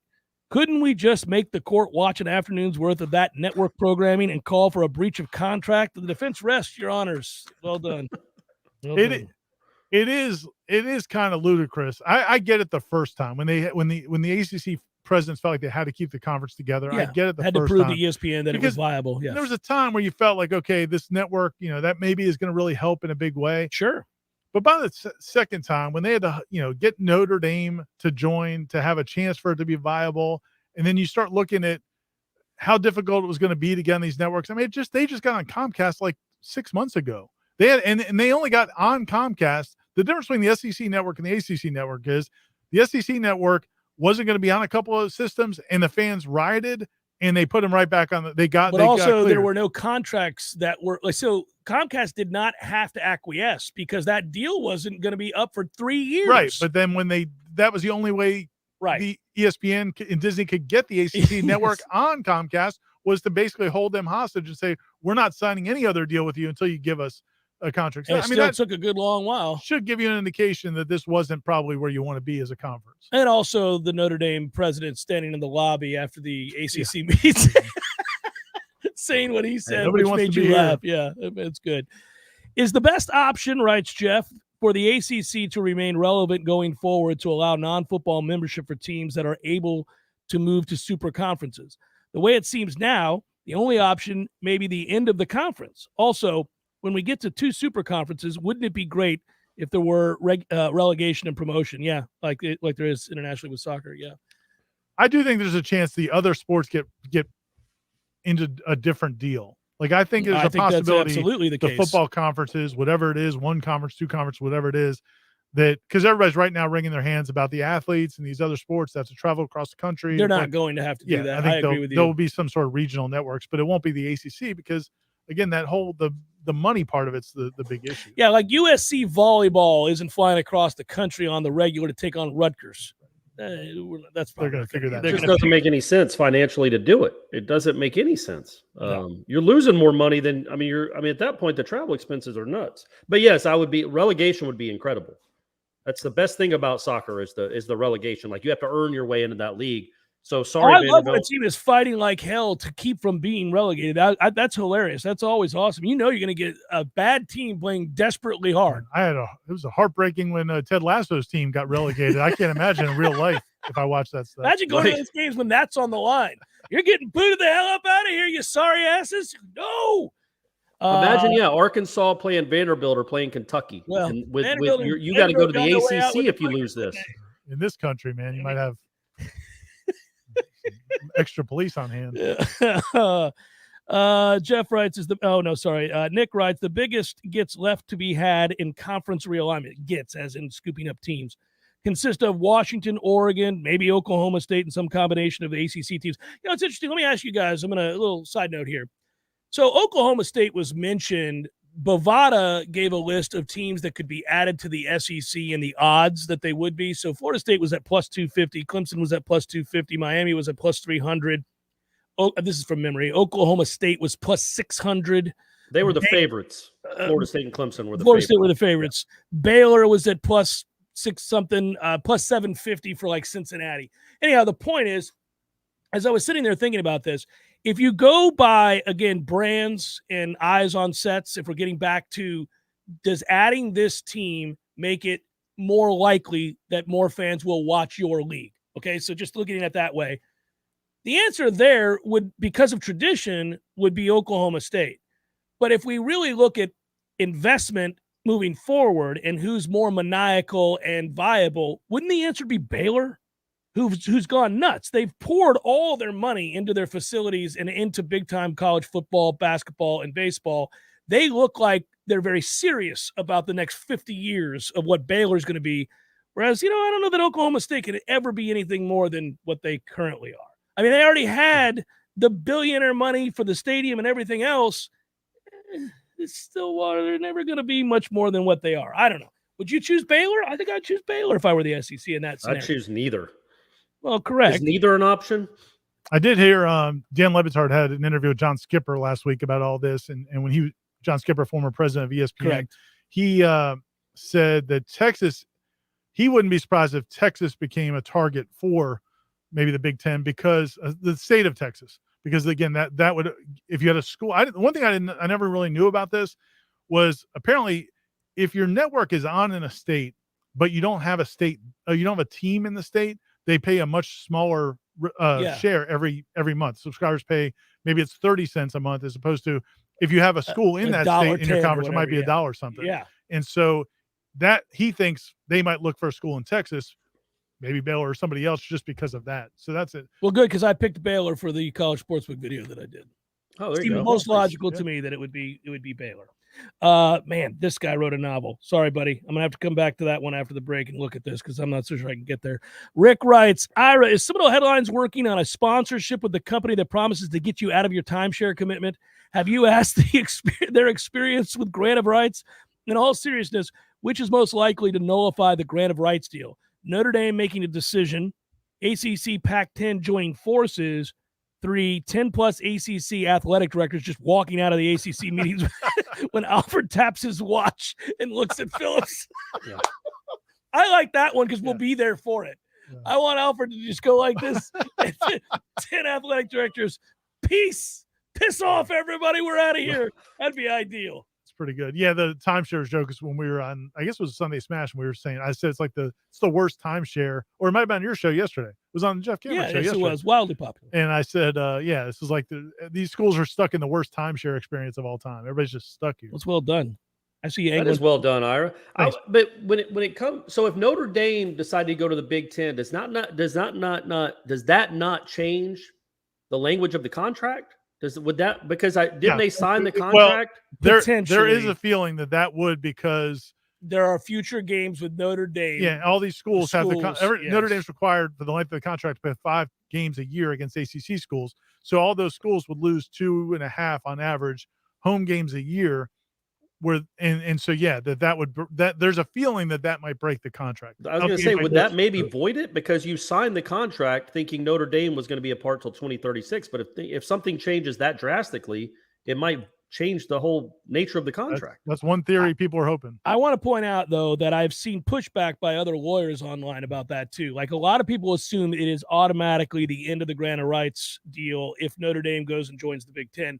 But I've seen other people write, attorneys, and I'm not one, so but they've come back and said that's not necessarily true. Well, the reality with a lot of these things is like we don't know. Attorneys can have their viewpoints and they may not be right. Well, and that's how you end problem. Up in court, and then the judge decides. Right, but that's also the problem, is that nobody wants to challenge this, because you're going to end up in legal tanglings that go on for a legal entanglement that goes on for, could be 5 years, 6 years, get caught up in the court. And what if you lose? Yeah. And how expensive that is for you. Some of the headlines. Go ahead. I was going to say, if you lose, don't you end up paying what you owed anyway? But you're also in the SEC now, so you got more money to pay it. No, if you lose, your ass is stuck in the ACC. You're not going anywhere. You were trying to get out, and you don't get to go. And no, I think you break your contract, go to the SEC, they sue you.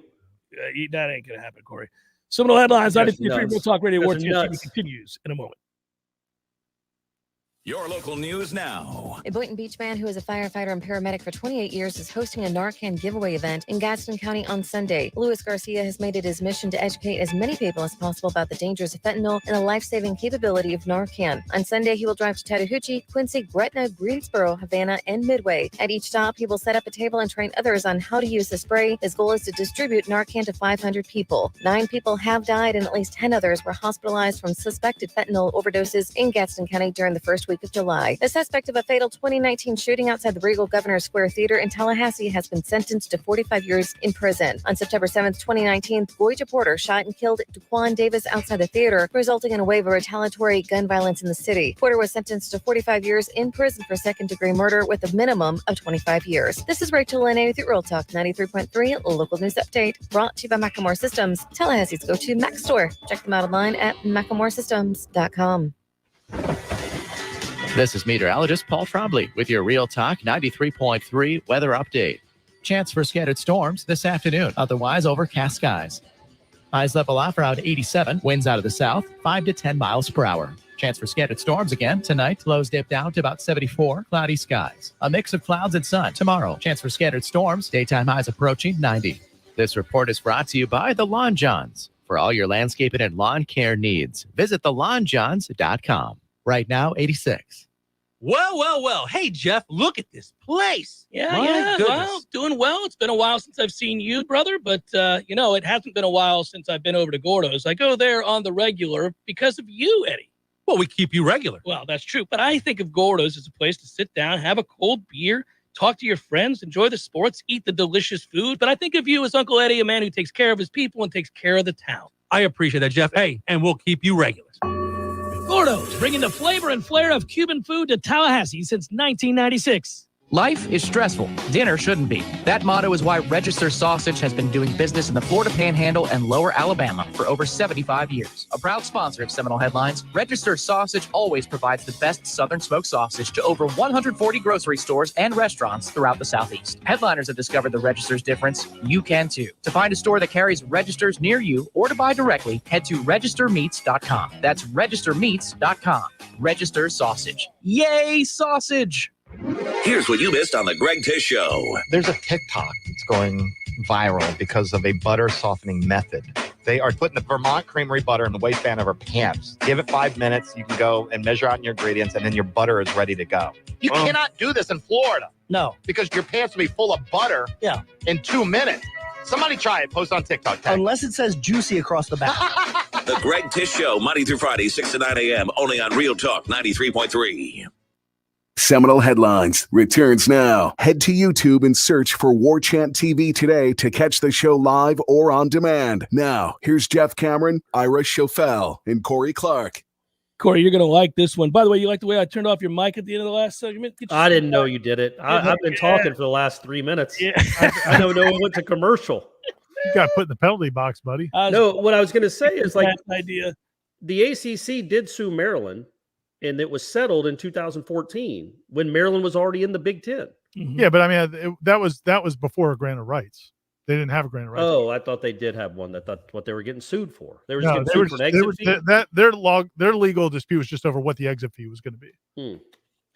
I wanted to read this, Corey. This will maybe embolden you. You'll feel great.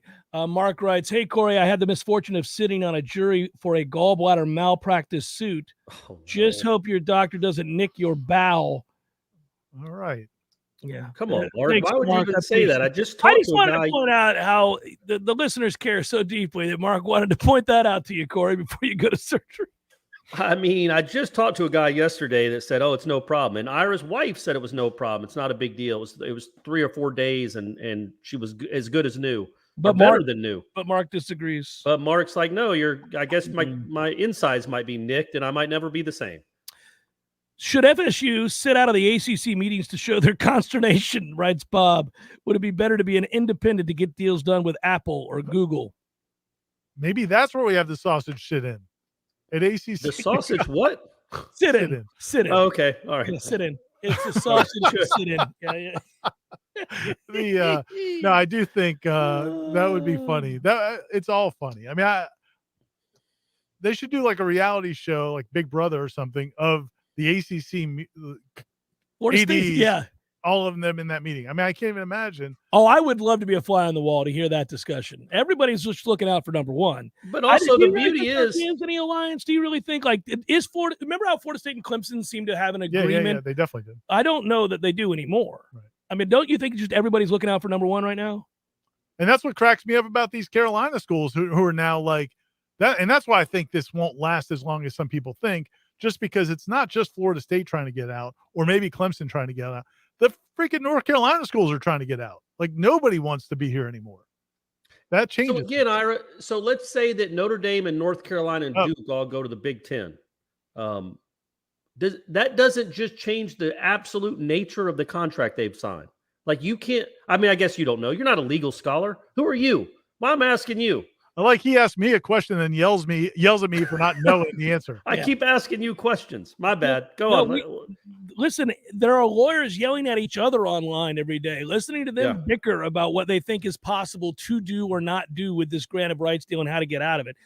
We're certainly not going to be able to answer it. It's frustrating. It's frustrating because I think it does at least present evidence that nobody is going to be bullish in their efforts to do this because they don't, per the end of our last segment, they do not want to get caught up in court and then eventually perhaps lose and have to pay all the court fees and everything else and still be stuck where you are. Man, that's screw that. Take a chance. Just go to the SEC and tell them to come collect. What are you going to do? You're going to bring some goons, with other people's money, other schools' money, their future. But what I was going to say is a poster just a comment about doesn't Maryland look like a genius now? Go ask Maryland fans how they feel about that move. Okay, so that's fun because their lives have not changed for the better at all. They don't get to watch North Carolina and Duke basketball anymore. They get to watch Minnesota and Ohio State basketball, and their football team still sucks like it's always sucked. And by the way, where this is headed, a lot of schools are going to be thinking about, was it a good idea for that paycheck to go 0-12 every year? Because who the hell's Rutgers beaten in a mega Big Ten? If all of a sudden the Big Ten consists of, in addition to what they've just done with USC and UCLA, they add Notre Dame and, for bells and whistles, Florida State, Clemson, Miami, and whoever, Virginia Tech. Who's Rutgers beating? Who are they ever going to beat? They got to play in this damn league every year. And none of those fans see that money. It's not coming to them. Steady taking ass beatings. Yeah. And Vanderbilt's about to be doing the same. Well, they already do. But I mean, it's only going to get worse because you're adding name brands, big-time college football programs.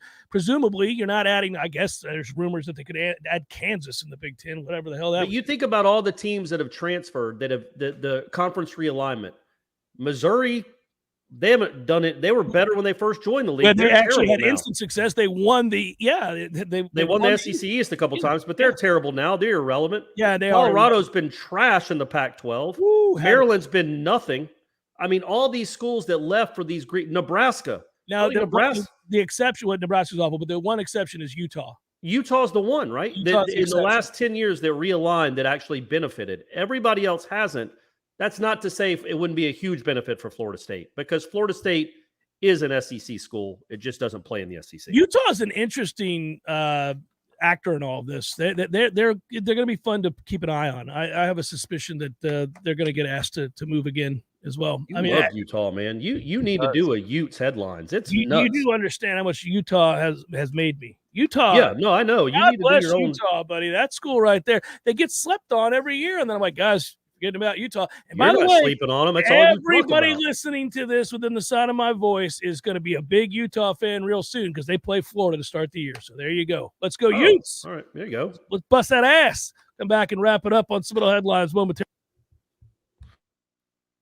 There's fun to be had every night at the Corner Pocket. Take home prizes on Trivia Tuesdays and Beer Bingo Thursdays. And kickstart your weekend with Martini Fridays. Plus happy hour runs every weekday and game day specials every time the Noles take the field. Watch all the best games at the Corner Pocket's Vegas Wall, featuring 560 inches of flat screen TV heaven. Oh, really? The best food, the best drinks, and the best place to watch all the games. Tallahassee loves the Corner Pocket.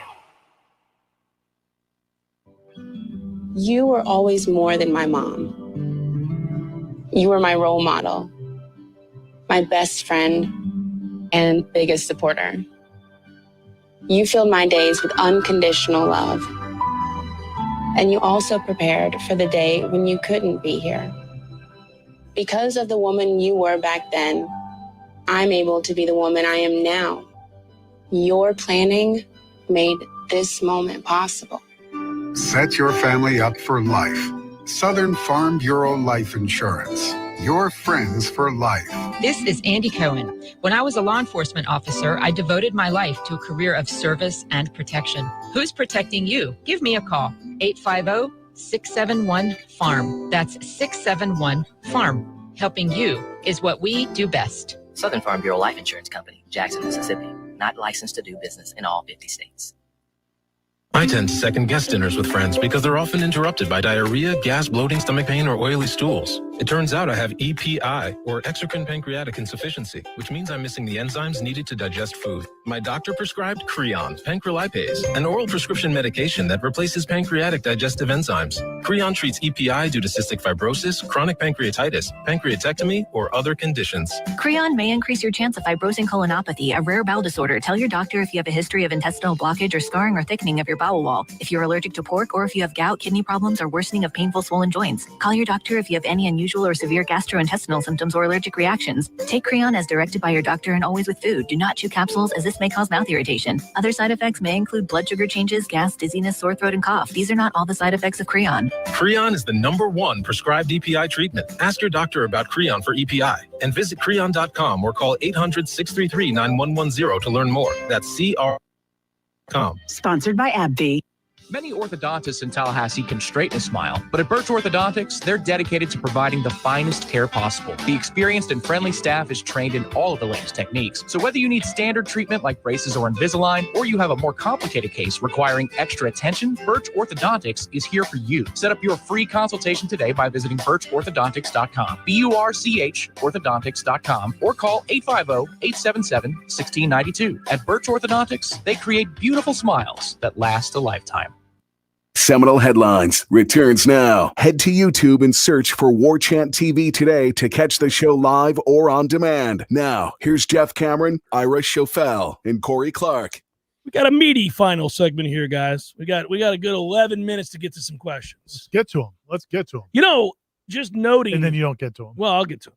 Some of them are redundant. We're at the stage of the show where it becomes redundant. A lot of questions about when are we going to get out and all the whining about what we should do.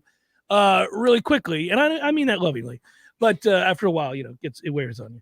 But what I was going to tell you was that just the mentioning of Utah taking on Florida and my mighty Utes and Cameron Rising, the star quarterback, and Kyle Whittingham, the coach, who's done such a fantastic job with that Utah program for years now. Yeah, there you go, Glenn. I just saying that out loud, thinking about that matchup with Florida, that is an awesome early season game. Like we're in the part of the month of July where we're going to the ACC kickoff and practice starts soon, and we got that matchup with LSU and all that good stuff. I'm thinking about those early season matchups. That's one of the most underrated of those early games. Florida State LSU is obviously awesome, but I think like a lot of people are going to be very, very interested because that is so rare for Florida to do that. First of all, to get out of their comfort. Where's the game? This year, I think it's at Florida next year, but it's a home and home, by the way, Corey. Oh, they're going out to. They're actually going to go out to Utah. Wow. Yeah. All right. Yeah, get you some of that. Should be a lot of fun. Willie Taggart said he grew up a Noles fan, but presented no tangible proof of it while he was here. Corey refused to watch his team win a championship last year. Whose fandom is more fraudulent, Corey's or Willie Taggart? No way, man. No way. Come on. It's a great question. Well done, Jeremy. Gentlemen and Jeff. Thanks, Andrew. If realignment meant we had to give up playing one of our arch rival, what rivalry would you be willing to part ways with, Miami or Florida? I can't answer that. Yeah. I don't want to part with either. I would really struggle with this. Florida. I say Florida. For men of a certain age, I think it is Florida. You would part with Florida. For men of a different age, there's no way, no how they would do that. If you're older than me, for example, there's no way you would give up the Florida rivalry. But if you went to school and I went to school and you're around 50 years old, man, that Miami rivalry was the rivalry. It wasn't just in the state and not just, the pride of the Sunshine State. Man, that rivalry meant more than anything to college football for a good long while there. Wouldn't that be cool if the stewards of the sport who are dictating what the rest of our lives will be in relation to this sport, like took stuff like that into account, like how important Florida State and Miami were to college football? My friend, the ship sailed, buddy. That's what's so frustrating. Meanwhile, Vanderbilt and Ole Miss are making a ton of money, and they've done jack squat ever. But Florida State and Miami have to beg, "Oh, please, mister. Please, can I have some too? Can I have some scraps too?" Yeah, well, buddy, hopefully they're not doing the that. Reason the television ratings went through the roof, and the money went through the roof on the backs of Florida State and Miami. Yeah, I get please. it. Well, again, Corey, that's you pleading. I hope that the powers that be are not sitting around going, "Oh, please." They are. You got to beg. Please take us. Please take us. Please let us play in Starkville, in Fayetteville, all these college football hotbeds. I'm about to. Butch writes, "Hello, boys. Quick one today. How would recruiting look and rank if we didn't have Coach Adkins on this staff? Take care." Thanks, Butch. Yeah. No, I know. If I were Norvell, I'd be like, "Listen, buddy, I need you to recruit some receivers." Then I can go down the list. But, yeah, I'd be talking a lot about all the greatness that Coach Adkins. I might send Adkins to Jackson, Mississippi and see what he can do in that city. Like, I know they have a couple players. Maybe you can talk them into doing something after this season. Marlon writes, "Good day, gents. Lots of talk of realignment, super conference TV deals. Still no talk or plans about these kids, players, or student athletes getting paid and legalized bag NIL is not enough because, once again, it's only the top-tier players that are going to get paid.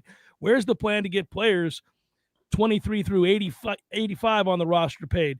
Listen, everybody's getting paid at some point with all this money, but that even the NIL money, we don't know what's real, what isn't real, what the future looks like of this. I mean, there's mass confusion. It's the wild, wild west as described on a regular basis these days because the NCAA has no teeth and was told by the courts that they don't matter, and this is where we sit. So, and the rules are different in each state. Yeah, and they did come out a couple months ago and said that they're going to start, egregious cases will start to, they're going to start looking into them and all that. But meanwhile, it still seems like there's bidding wars going on for top recruits. And, at some point, less people are even going to be concerned about it. So, yeah, I mean, and then the money won't run out until people get bored with it. I mean, as long as it's successful. I think, too, I don't believe that anybody, when you hear the NCAA and others say we're going to look in, nobody believes them anymore. I don't think they do. I think they're like, yeah, okay, we'll wait for it to come down. Sure, it's going to happen. Nobody buys it. They were impotent years ago. It just got worse. Then they became officially impotent. And that's why we're saying the boosters should ignore Florida law. Yeah, I kind of joke about it, but I'm also, as much tongue in cheek, I'm also serious. I think they were with that statement. They were basically telling the John Ruiz guy in Miami, just stop tweeting about it. Can you stop being so obvious? Jeez, fellas. We're not asking for a lot. Seth writes, agree on age matters as to what rival is most important. Yeah. He says, I'm 37 and agree with Corey. I'd rather play Miami than Florida. Yeah, me too. And I'm 51. I would rather play Miami than Florida. I grew up, the vitriol of that rivalry and the magnitude of that rivalry was such at an important age for me that I've never seen anything before or since. Now, Florida, that rivalry is awesome, and we have a long-standing history, obviously, with the school, but I remember the Miami rivalry a little bit more fondly. Well, and I just think it was more important nationally. In Florida State, Florida was great. I mean, I've said it many times. They played 12 times in the 90s. And all 12 times, both teams were in the top 10. It's nuts, Florida State and Florida. But it still wasn't of the national import as Florida State, Miami. And maybe it had to do with missed kicks. And Miami was one of the reasons college football became as popular as it now is. State of Florida was one time obviously revered and hence the ever famous, and I bring it up all the time, Sports Illustrated cover. But I remember looking at that cover and oddly feeling a sense of pride as a kid in St. Petersburg just playing football. Yeah, that's right. We rule it. This state has nothing but dominant athletes, and you just felt like if you were in some way tangentially, connected to that. Now they all go to Alabama. Now they leave the state. State. Yeah, that is. Go to Georgia.